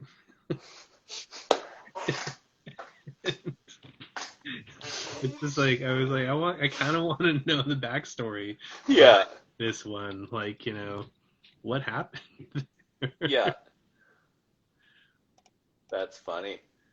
And well, and it could, with how versatile the word fuck is, it could have so many different connotations too. Like, are we talking like fucking my dad, or like did they do them dirty on a deal, or You never like, know, because like much like that skit from years back talking about the versatility of the word fuck, like yeah, it could mean so many different things. Yeah, oh man, I do find that really interesting about Vancouver, but I do miss like some of the more interesting stuff that you'd see in like Kensington Market and in parts of downtown. Um, there are some interesting spots in like around Gastown and stuff like that that have some cool graffiti and yeah. yeah. I love the variety of buildings and stuff in Van. Like that's one thing that I definitely miss being out here is just the variety of structures and alleyways and everywhere that you can go. Like there's cool parks you can tuck away in, or like if you look up, you can get a really wild abstract shot of like some mirrored high rise with a bunch of funky clouds in behind it and the reflections in there, or like a grimy alleyway with some really cool textured brick wall, or like what there's just so much everywhere you look. There's just Yeah. something different and cool. Whereas here, it's a way smaller city, and we have I think we've got four alleys downtown or something. Like, Well, yeah, there's not a whole lot going on there. Like I remember um when Cranbrook first got a city bus, like when you guys got municipal, I was living there when that happened, and it was such a crazy thing for some of us that like what we did for we drove the whole like we just sat in the bus for the whole thing to see where the bus went. That was oh like man, it was my pal JR and like a few of us like we hunkered down on the bus just to see like let's go. We that's got on awesome. we got on a Tamarack and just like went until it brought us around the other end. Nice. How old were you when you left Kimbo? I moved away in 2000. Okay. So I was like 18. Yeah, I'd say like basically like when you graduated high school kind of thing, right? Yeah, yeah. I resisted for a bit. My parents moved to Kamloops right after I graduated, and I stuck around for a year. So it was 2000 when I moved. Yeah. Because I was working for Munt Stereo and Video, which is now an organic food market and I think like an urban planning kind of thing. Okay. Um, yeah, it's like there's the pawn shop, and then straight across from the pawn shop, um, if you go past the building across from the pawn shop, behind the building there is what used to be Munt Stereo and Video. Um, this like wild guy, Derek Broadhurst. He was like this very animated Englishman that looked like he came straight out of like a comedy series or something. Like he would always wear these like sort of Cosby style vests, even in the fucking summertime. Like he just I'm like Derek, how are you not dying right now? And he was just very exuberant all the time, and Well, yeah, before Andres, it used to be Munt Stereo and Video. Um, and this was tube TV era. So like we used to Oh sell yeah. TVs it was just as like the LCD panels were coming in, but like tube TVs were still hot. Back And when your TV was as deep as it was wide. exactly, and weighed like the same amount as a Cutlass Supreme, like Yeah. this. And Derek would be like, one person can move a tube TV. You do it like the Egyptians. So he taught us to just roll it. So we just like roll these like brand new like 36-inch fucking flat. It was like the flat screen Sony's, like the Vegas. So they were so fucking heavy, and I was like, really? Is this safe? He's like, yeah, it worked for the Egyptians. It works for us. Yeah.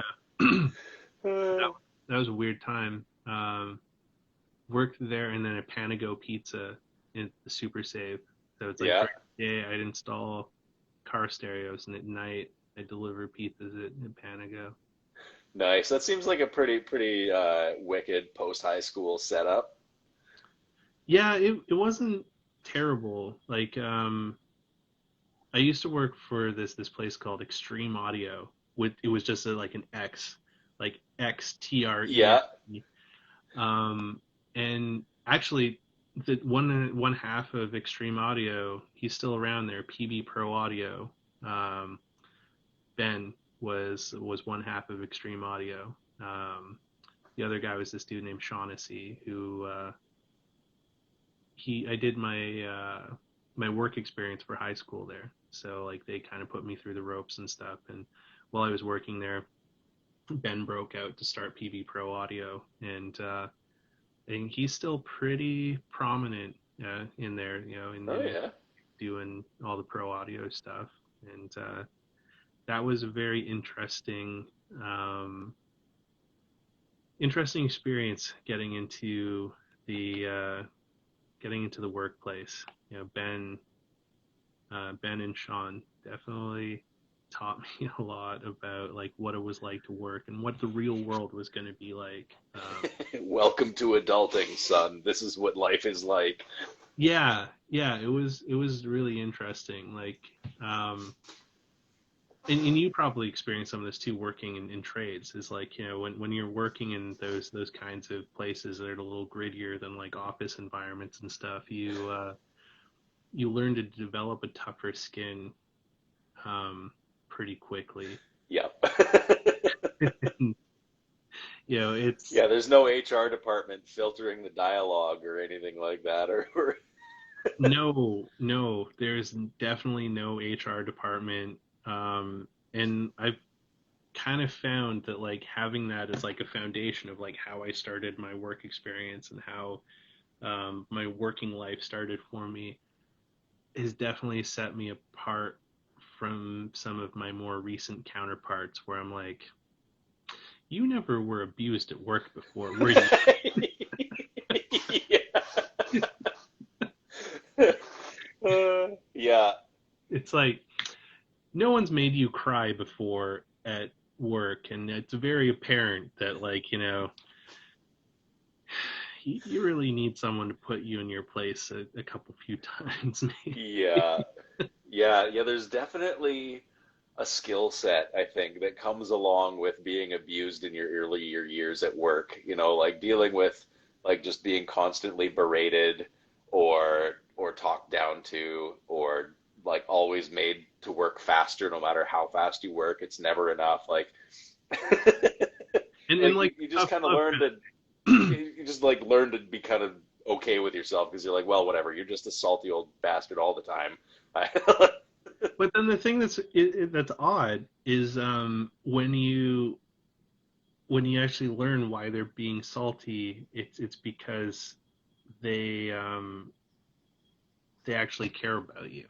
Yeah.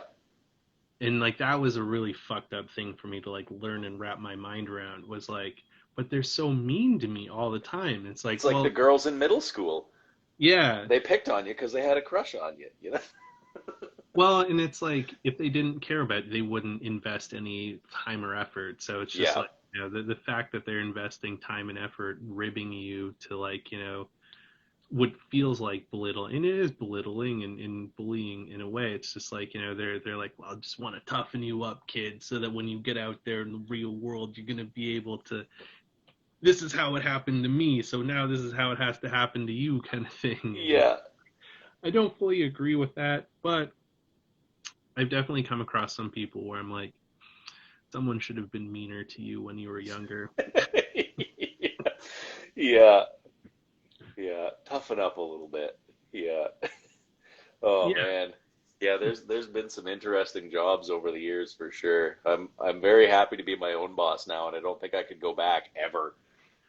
Well, and it's also interesting too, like when you're younger and you do odd jobs where it's like you don't know that a company is using and abusing you. So, um, I hate my tech deeply because one of my very first jobs when I got out of high school was working for them, and they were like, "We're going to teach you how to to repair photocopiers, and this is going to be like a lifelong career kind of thing." And I was all stoked about it. I was all for it. I'm like, "Yeah, show me how to fix photocopiers." And I did that for, I think it was like maybe a month or two, and then they were building the new fucking arena, and my job went from fixing photocopiers to running all the telephone cable in the arena.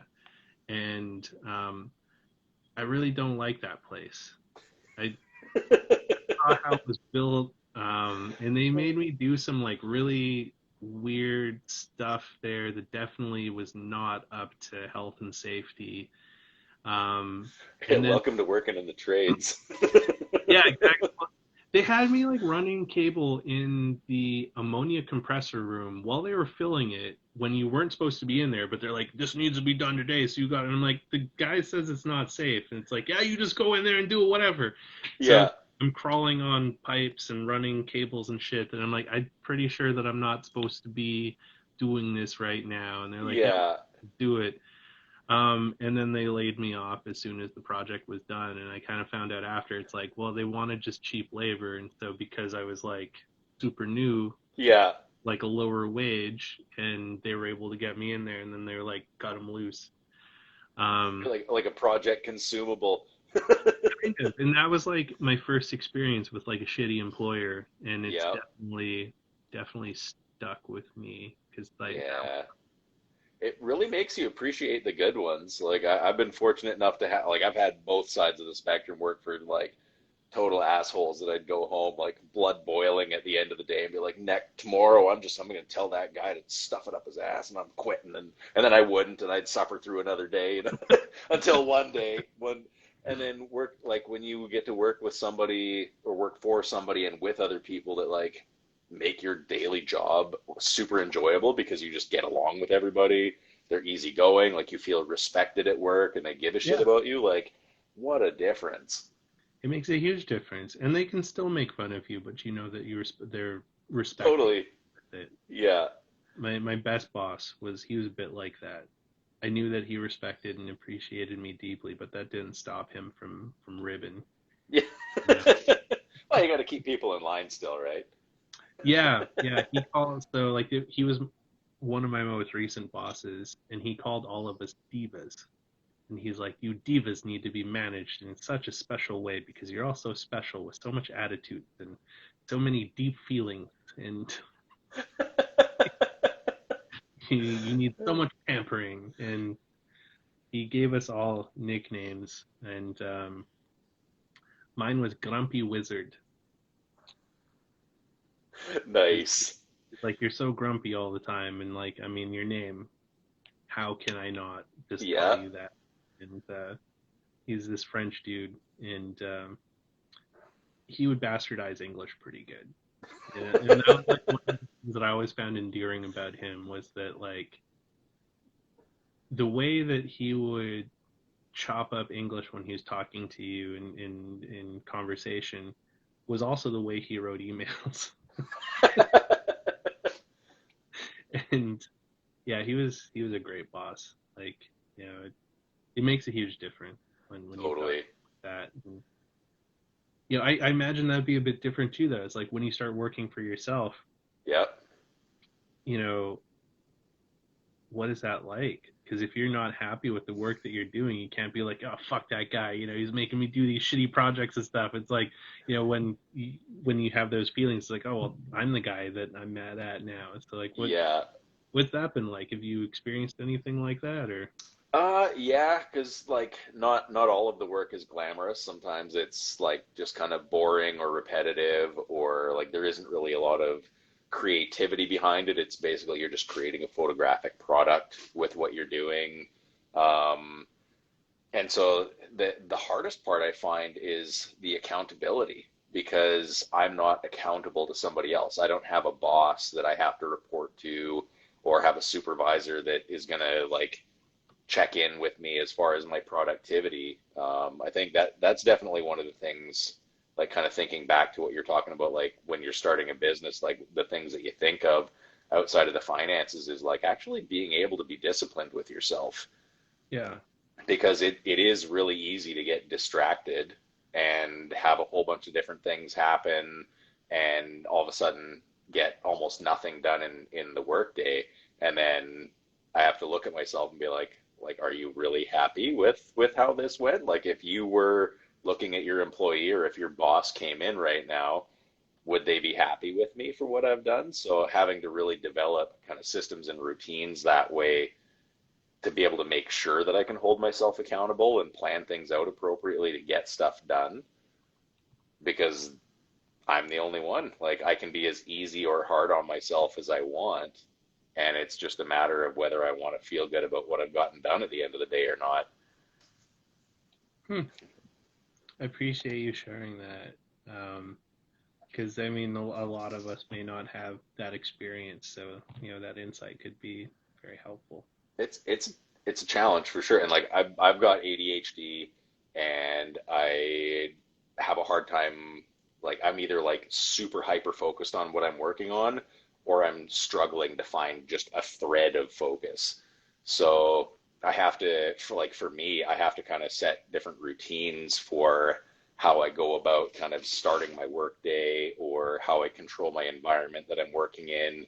I have to work with headphones on with specific types of music to be able to really keep my brain kind of in that flow state or in that sort of focused sort of space because if I get out of that I can get entirely derailed. Next thing I know I'm upstairs like unloading the dishwasher and like having a coffee on the back deck because I've just like totally checked out. I can definitely relate to that. I get easily distracted, and it's like, what was I doing again? I started like 10 different things in the last like hour, and I can't remember what the first one was. Yeah.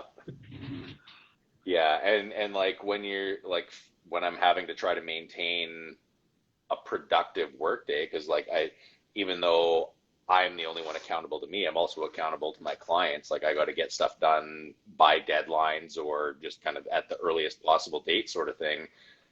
And if I have a couple of days where I've just been struggling to find my focus or like really get into the groove of it, all of a sudden the work just starts piling up and then the anxiety happens of like, oh shit, like I really need to get this stuff done now because now I'm stressed about not having this stuff done and I'm being hard on myself for having a couple of unproductive days or less productive days because other things kind of crept in and like it can get to be a little bit much sometimes, but just trying to maintain that habit, that pattern of how the workday goes can make a huge difference that way.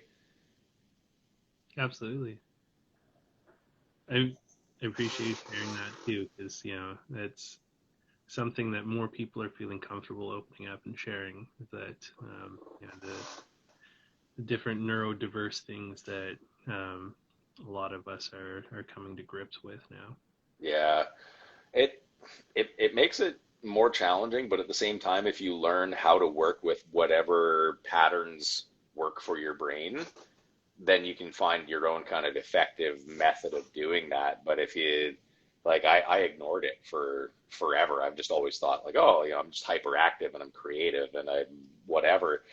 Getting into a situation where I all of a sudden had to be like responsible to myself and accountable to myself for what I was getting done and being in charge of my own success, really, I had to actually seriously look at myself and be like, look, like why are you having such a hard time with this? What's going on? And so I did started doing some different online tests and like listening to podcasts on neurodivergent people and kind of I'm not clinically diagnosed, but from everything that I can gather for the traits that I have and the things that I deal with, 100%. And once I realized that, I was like, okay, well, shit, like now I have a direction to go with. It's not that I just have a hard time focusing.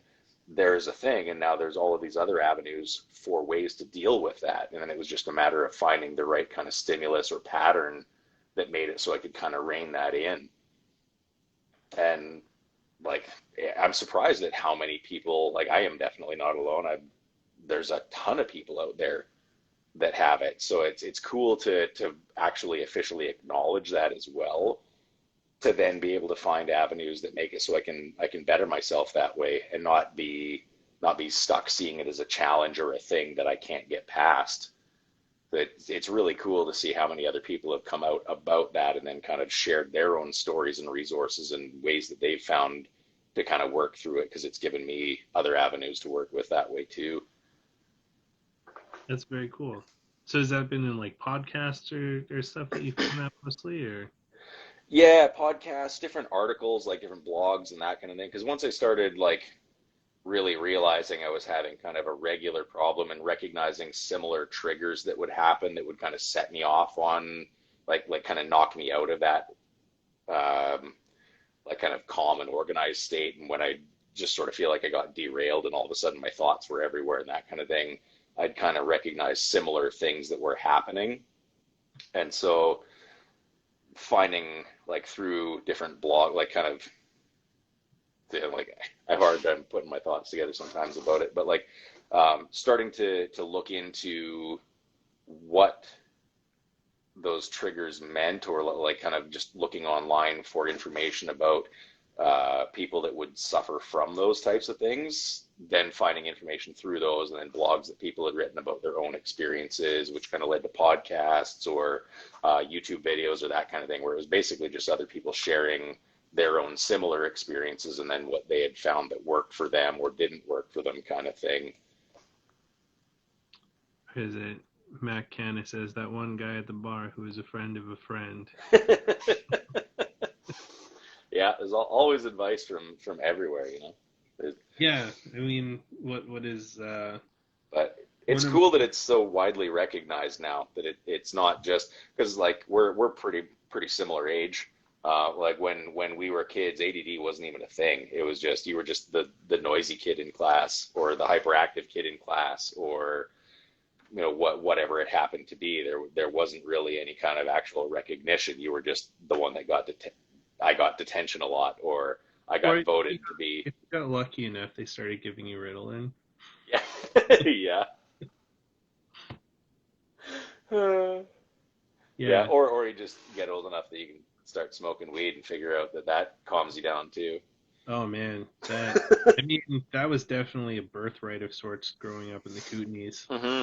Um, that was definitely smoked a lot of weed.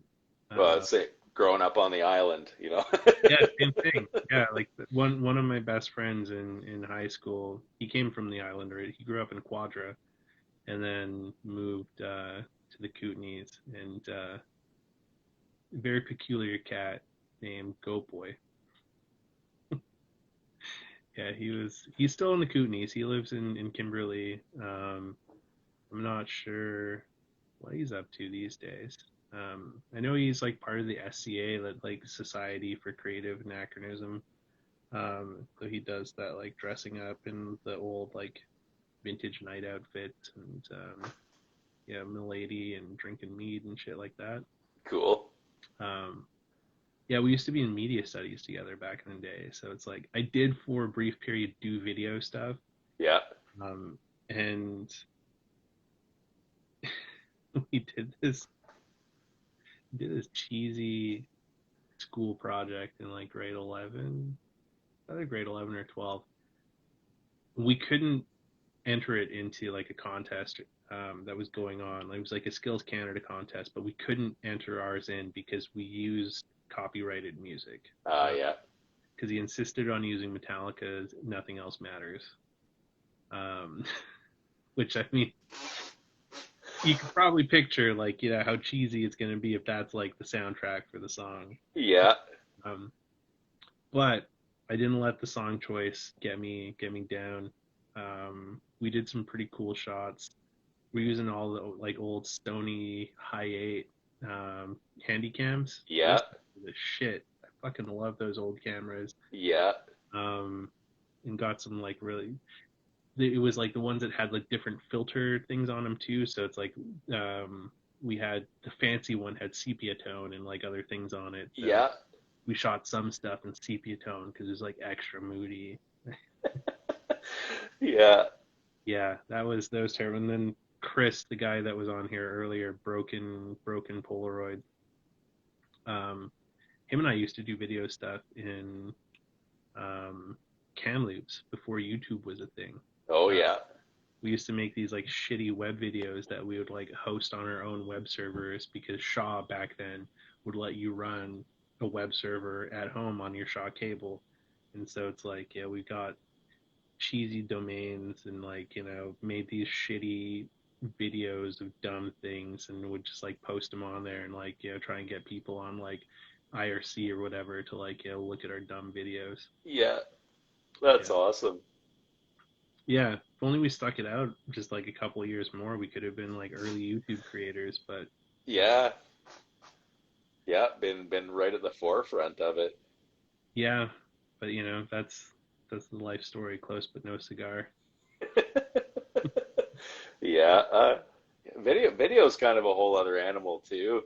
It is. I can't wrap my head around it anymore. Like I used to be able to do it and then I stopped doing it and now like when I try and think about it I'm just like, yeah, this makes no sense to me now. Yeah. Yeah, I'm actually kind of getting back into doing some video work after having not done it for a long time. 'Cause, like I went to school for video production 18 years ago, as crazy as that sounds, um, and transitioned away like a year out of film school, kind of went full on with stills. But yeah, now kind of transitioning back into that and trying to translate like what I've learned photo wise and how I see things photo wise into how I do video work now. So it's kind of an interesting switch back over now that I've been shooting stills for as long as I have, because all my old film school projects were just terrible. Like I made some cool BMX videos and that kind of thing, but like the same kind of thing as the video you were on. Like it was all just like whatever crazy metal song I could find that would work for the background music, and then some kind of half of a story shot on a handy cam, Yeah, it's wild. That's cool that you're getting back into it because I feel like especially like for professional photographers, like that's just something that you have to have in your like arsenal with clients these days. It's like a lot of the people I know that do photography are also breaking into videography now. Yeah, yeah, for sure. And like it's hard because it is enough of a different thing that it's very much like focusing on two totally different things in that sense. Like it's not just specializing where like you just do stills or you just do video. Having to try to transfer back and forth, even though they seem very similar, it's like a totally different setup to work with one or the other. Like you can use strobe when you're shooting stills, but you need constant lights for shooting video, and trying to get that sort of situation worked out. Or like photo, you can kind of work through just shooting a sequence and get a couple of good shots out of that. Whereas shooting video, you might have to shoot 16 takes of a particular scene or camera movement to get the right one, and then on to the next one, because you're having to work through like a storyboarded layout for how you tell that story. Like there's so much more that goes into doing video that way, just as far as the actual shoot process. Like the creative planning can be the same, but like, man, trying to do both at the same time. I'd rather just have like a little crew of people instead of trying to do it all myself. I'd rather just have a video guy. I can shoot stills and like collaborate together kind of thing. But like you say, like with lots of clients wanting both, you just it's a different opportunity to make money.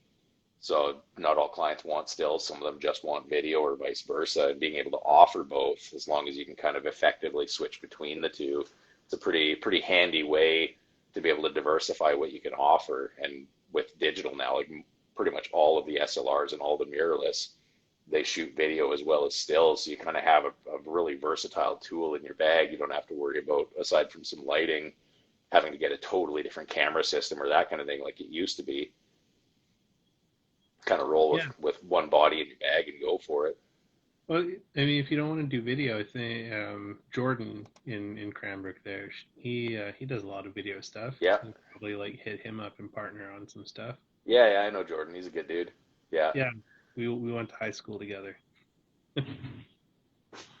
That's funny. Small world. That's so funny that you, like just running into you and finding out that Ferdy was your bass teacher back in the day and that you grew up out here and like, Yeah, those were some interesting times. I mean, he helped facilitate a lot of really, really special moments for me, but I think like one of my most favorites was he convinced No Means No to finally play in Cranbrook. They played at the Key City Theater. no way.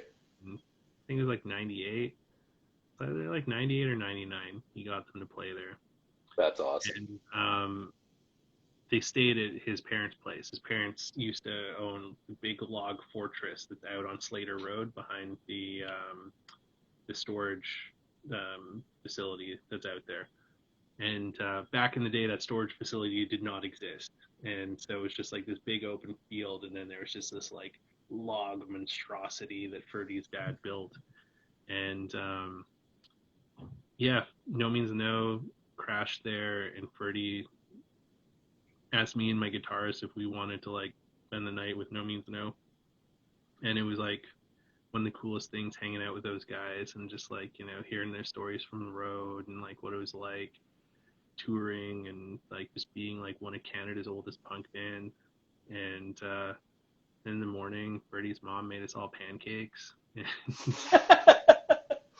Would you boys like some pancakes? Yeah, Freddie's mom, she was the Yes, shit. Mrs. Belland, that would be wonderful. Yeah, it was like it was so cool. And that would have never happened if it wasn't for Freddie. Like Yeah, that guy, wherever he goes, he ends up becoming like the heart and soul of things. yeah, He just finds a way to like make a big difference.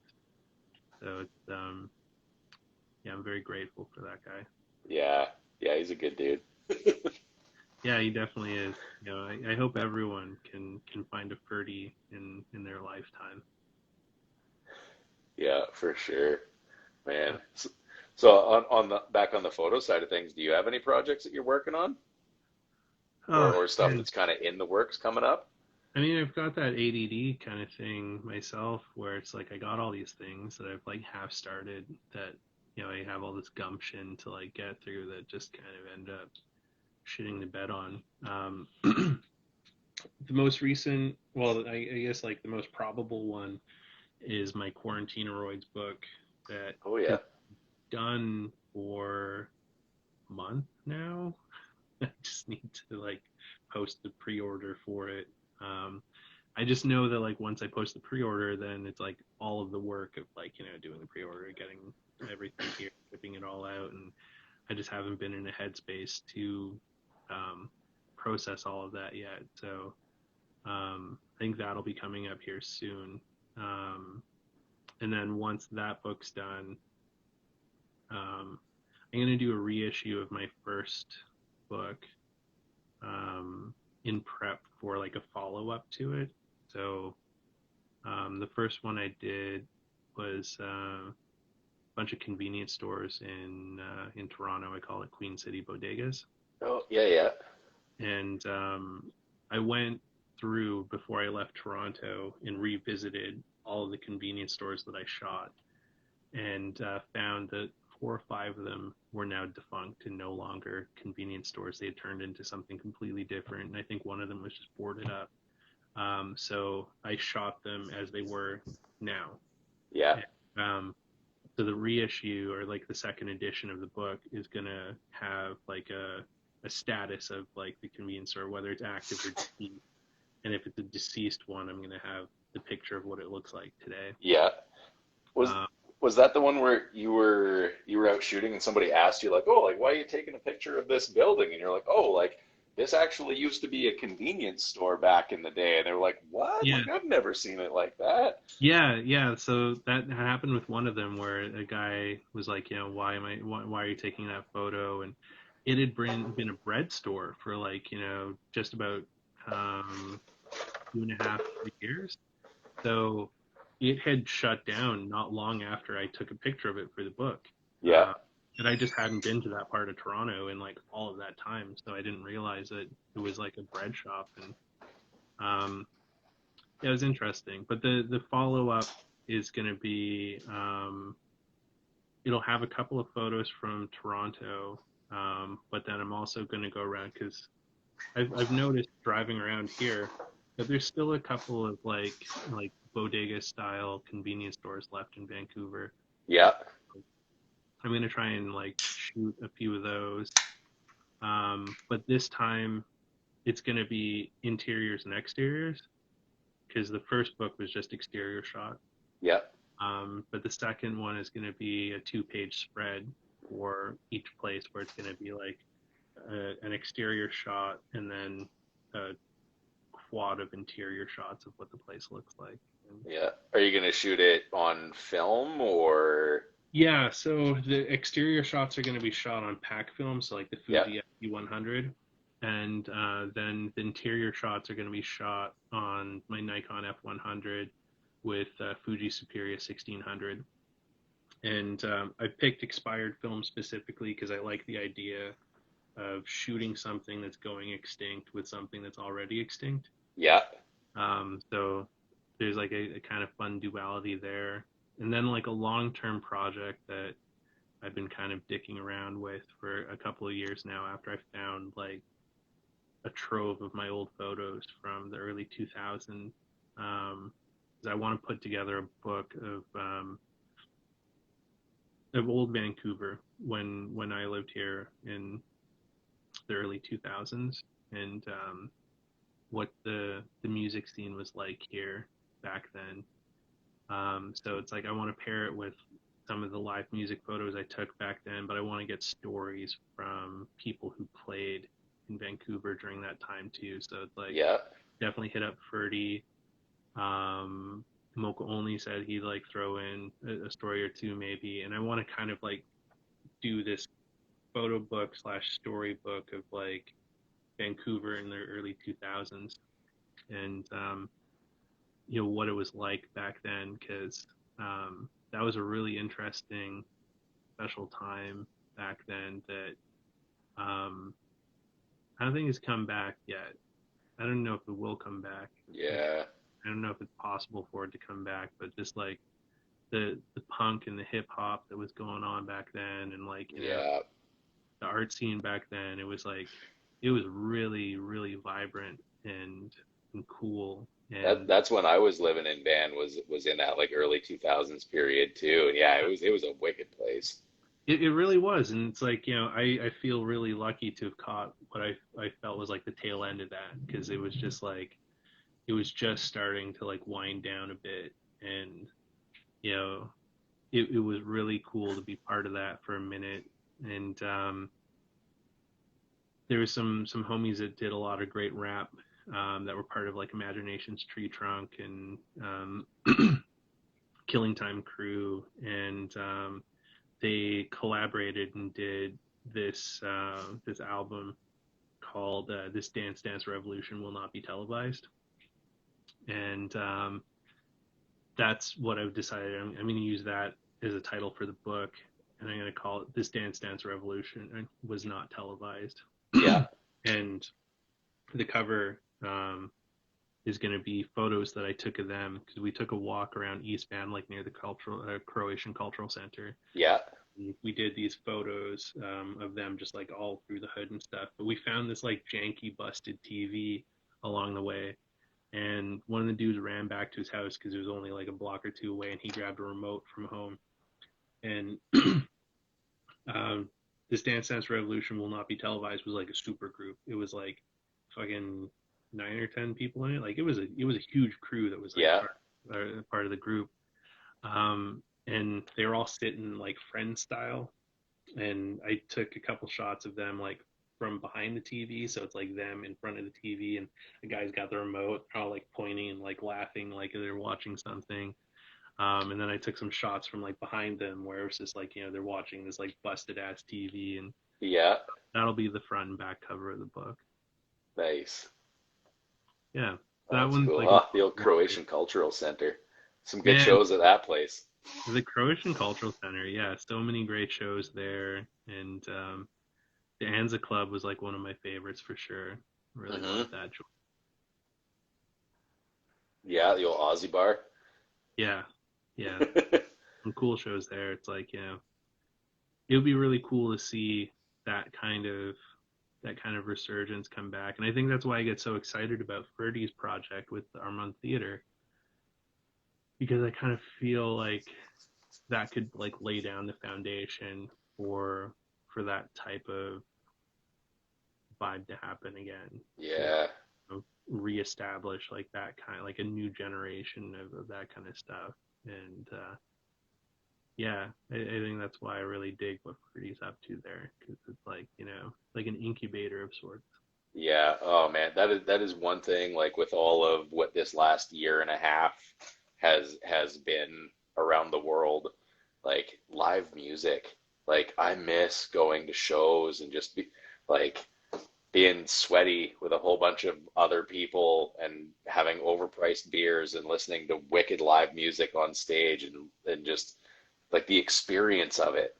Yeah, Ugh, I I am so waiting for the day when they finally say, okay, everybody, like we can go back to doing these things. Like we can have full on sold out concerts. We can have live music at bars. We can, like it just gets to be a thing, you know. Oh, I'm signed up to a couple of email lists for different cool venues. I've been to like the Knitting Factory down in Spokane or to the Kettle House Amphitheater down in Missoula, and I keep getting these emails of like, oh, like this band is playing a show here and that band's playing a show at this place, and like I'm still not getting that up in Canada yet, and I'm just like, please, please, like I feel like once they do, it's going to be like opening the floodgates. Like every concert is going to be sold out for like 5 years straight because everybody just wants to go see a show so bad. yeah. Well, I mean that kind of happened here. Like Propaganda is going to be playing in Vancouver, and like trying to get tickets for that. Like they were sold out like right away, and Yeah, then they opened up another show, and like that was sold out immediately, and it's like fuck, like yeah,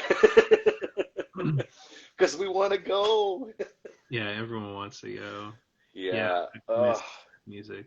I Yeah. remember going to Warp Tour over at Thunderbird Stadium at UBC back in like 2003 and 2005, and just a sea of bodies and like multiple mosh pits at every stage, and just like, oh, people just being people around each other, you know?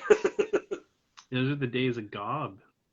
Oh yeah, heck Yeah, yeah. I've seen Gob a handful of different times. they were great. Yep. Variety of different like Legion shows or like the Croatian Cultural Center. Like I remember I was at the Croatian Cultural Center and saw Rise Against when I had Oh, never nice. even really heard about them. I And love they just blew my mind. That show, it was Rise Against opened, and then the Swingin' Utters, and then NoFX was the headliner. it. Oh man, It that would was have. so good. I'm a little jealous. I still have not had a chance to see No Effects live. Oh, really? Oh, they were so good. Yeah, it was awesome. And like I wish I'd have been more okay with being dishonest back then because I was underage and the girlfriend that I was at the show with was underage as well. We were both like 18 or whatever. And we started chatting with the guys from Rise Against after their show, and they invited us to come out to the bar with them and everything. And I was like, oh, well, I probably shouldn't. Like, I can't. And like, we probably could have totally just gone in with them. Like, we probably wouldn't have even It, gotten ID'd or you anything. I should wouldn't have have just because you gone. were with the band. They'd I just been like, know. whatever. You're And with I the was just like, band. oh, well, I'm not really old enough to go to the bar yet. And like, totally could have gone and hung out with Rise Against at a freaking bar in Vancouver after a show, and it would have been amazing. But I didn't because I was just, You needed a couple lessons from Ferdy's School of Rock and Roll. I know. I should have just had a couple of beer and gone. Like, we do not condone underage drinking on the photography No. at all. I condone freedom of choice and responsible behavior. Yeah, exactly. Yeah, man, those were good times. Man, yeah, and like saw the Dropkick Murphys at that place a couple of times. There's a lot of good shows at the Croatian Cultural Center. It was a pretty rad spot. Yeah, Ah, man, just makes me think all the live music. Like I miss that so much. I haven't been to a concert in like 2 years. yeah, it's kind of wild to think, and I saw this meme that like fucking cut deep. I think it was today where it was just like 2022 is only 122 days away, but a lot of us are still processing shit that happened in 2019, which is almost 3 years away. Yeah, it's so true. And I was Oh, just like, it's 3 years away. It doesn't feel like it's been that long, but it's definitely been a minute. God, So it's wild. And like, man, thinking about the business side of things again too, like my first 2 years of business were like 2019 and 2020. no shit. So I mean, that's even more amazing that you've been able to Like, like, fucking cut and run and do shit during like what a crazy, time! What a probably. time to try to go. Yeah, because I remember how salty we all were about 2019, and just like so many of us had high hopes for 2020 to be Yep. like this is gonna be my year. Nope. 2020 vision, baby. We're gonna make it happen. Yeah, I would take. I And then would 2020 was just like, oh, you think so, do you? exactly. I would take 2019 back sixfold at this point. You know. Oh, yeah. If I'd have known what 2020 was like, 2019 would have been an entirely different year. I think a lot of us would have a similar sentiment. It's been a hell of a time. I'd have bought a lot more toilet paper towards the end of 2019, that's for sure.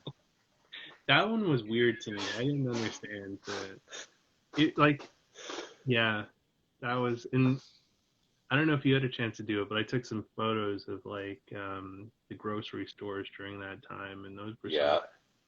odd photos. And I got like a couple of people that couldn't get the arrows quite right, which surprisingly, 2 years into it, people still can't get the fucking arrows right. Which could explain a lot with accidents out in motor vehicles and whatnot. But Yep. Yeah, because you don't have to pass an exam or get a license to go walk through a grocery store, so anybody can do it. Like, yeah, no, they can try for yeah. sure. I think that they should add blinkers to grocery carts though, so you could like at least like try to show your intent of where you're gonna go. I feel like it might help people a little bit. Yeah, it might. Where is it? Jeffrey says I got in trouble a lot for taking Mm, photos of empty aisles and Loblaws. Yeah, they gave me shit too a few times, but I think it depends on the Loblaws you go to. If you go to like the bougie Loblaws, they kind of like leave you alone a bit more. But when I go into like sketchier Loblaws, they were a little more weirded out about me having a camera in there.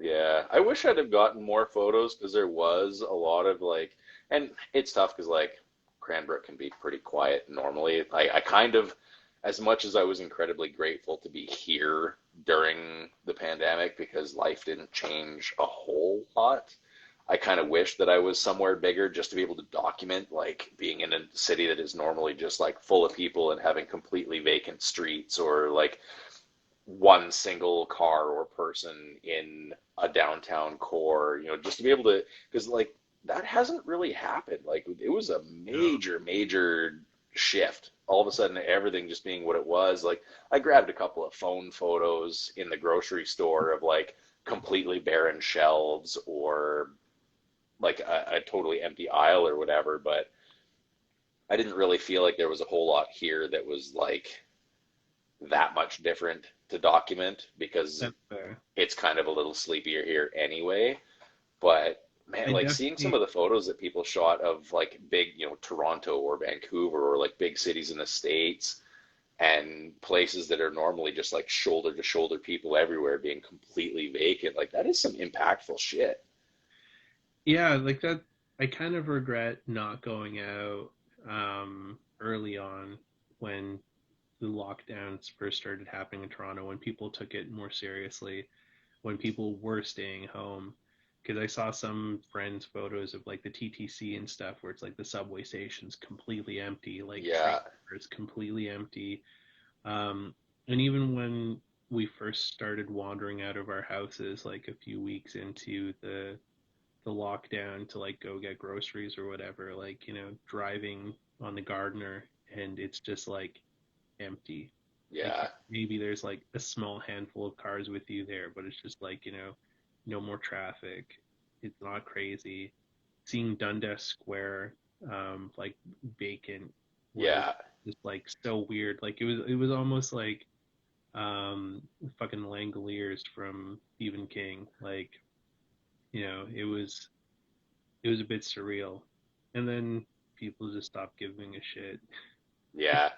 That that's a major factor in all of it too. Like people are getting so sick of all of this too. Like we're naturally, even if we're introverts, we need some amount of like social connection, even if it's small amounts, or to have that like feeling of normalcy in our lives, and to continuously be facing regulations of changing how businesses can operate, and we can't choose which social functions we go to because there just aren't social functions to go to, and like people are really getting restless about it, tired of wearing masks, tired of having to deal with another news update or whatever. Like I feel like people are starting to kind of tune that out a bit and be like, well, I'm just gonna do my thing until like I really get in shit for it. Like, Well, we're not built to be in this sort of like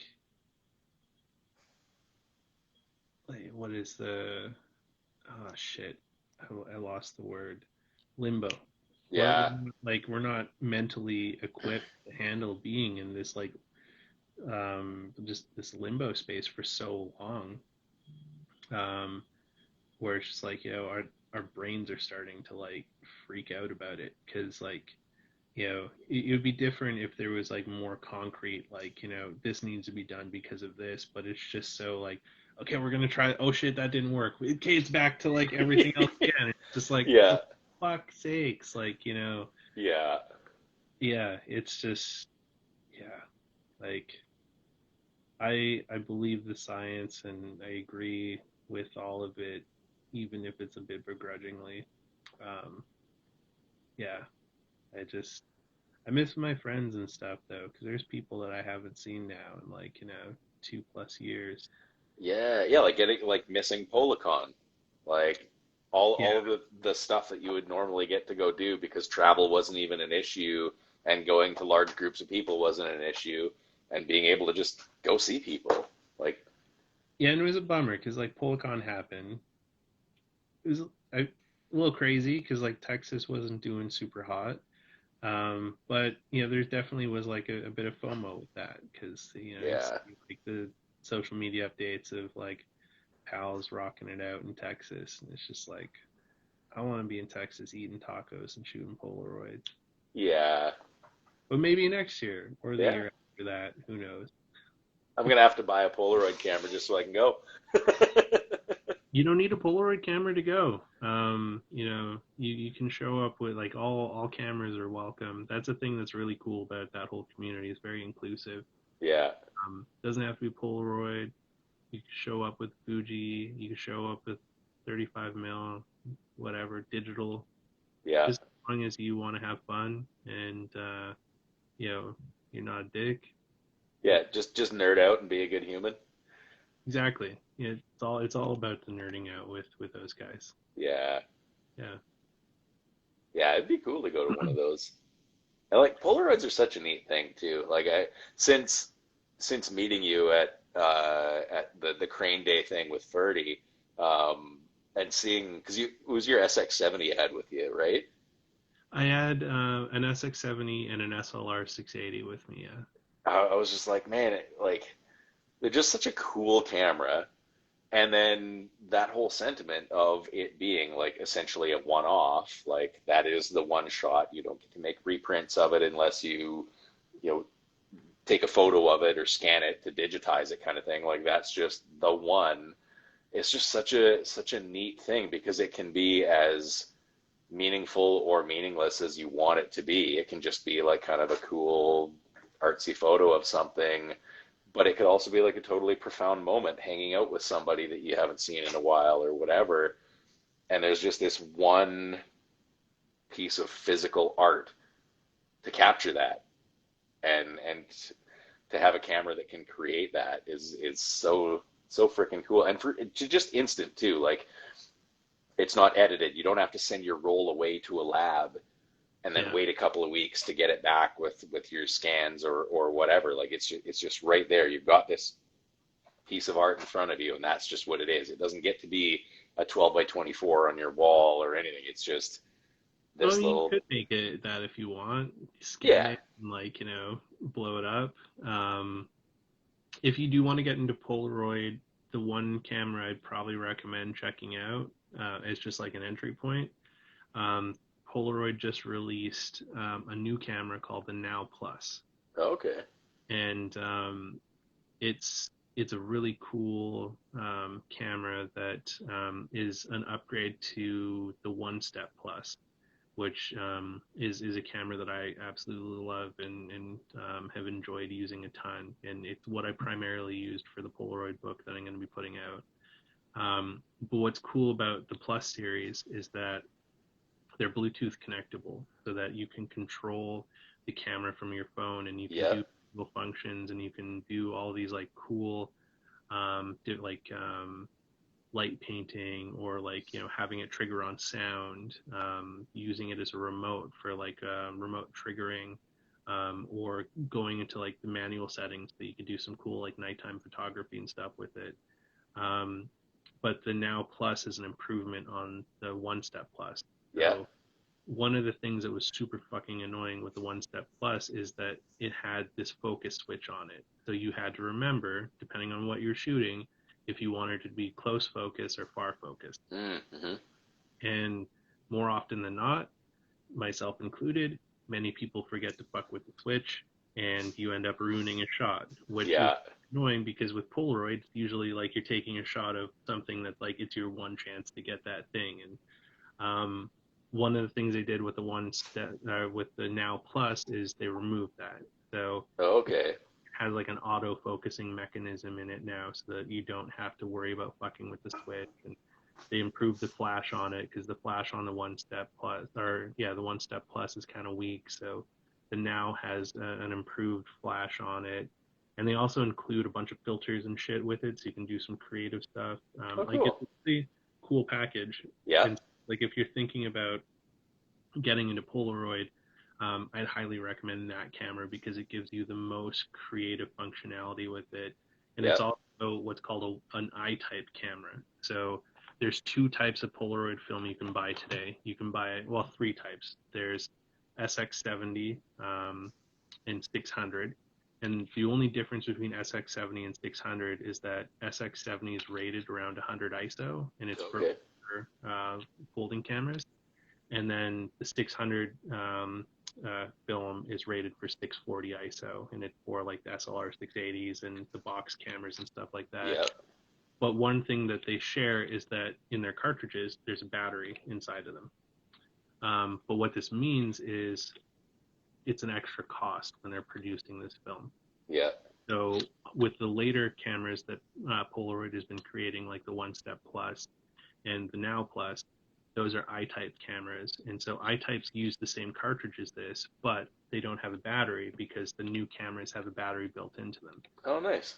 It's about $5 cheaper to buy the I-type film over Yeah. 6 film. They're also releasing like funky frames and stuff like that, and most of the new funky frame stuff they're releasing is only on I-type, and it's not for the SX70 and 600 cameras. So um, I recommend people wanting to get into Polaroid to check out like the Now or the Now Plus, Yeah. because it's a good way to get into the system and play with the films and get a feel for it. The Now Plus for someone that is already into photography is great because it has a bunch of different functionality with it. So yeah, that's my spiel on Cool. Polaroid. I'll have to check that out. Yeah, I like the instant side of it, like to be able to still, like essentially you're shooting like film because it's a chemical composite thing. You're not creating Yeah, something digital. It's still analog, whether it's it's not film, but it's analog.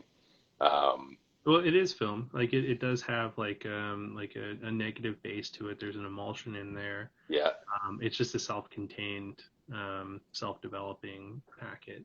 totally. To be able to get into that for just the creative purpose, that'd be pretty sweet. Like I'd like to get into shooting like medium format film and stuff, but again, it's like that the cost of entry, especially with the way that old film cameras have gone way up in price and that kind of thing, and then having to deal with processing and all of that sort of thing.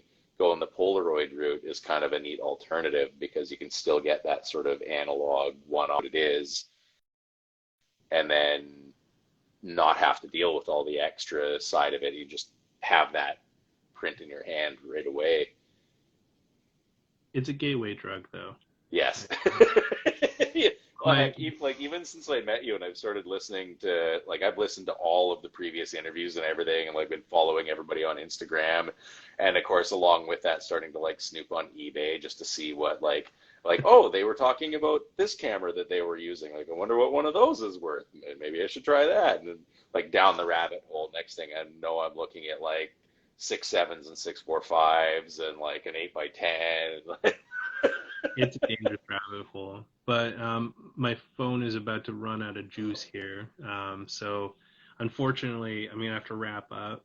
It's But all good. dude, it's been so great having you on. I really appreciate you hanging out with me on the chat and everyone that tuned in. Thanks for hanging out with us for this time. I appreciate everyone very much. Next week, I'm going to have Zane Pollard on the chat. He's a Polar guy from Denton, Texas. He actually built the 2 cameras that you saw in Cranbrook for me. So looking forward to chatting with Zane and seeing what's up there. And yeah, thank you so much again Oh, for my pleasure. It's great to hang out. definitely. Yeah, we'll hang out in person again soon, hopefully. Totally. Yeah.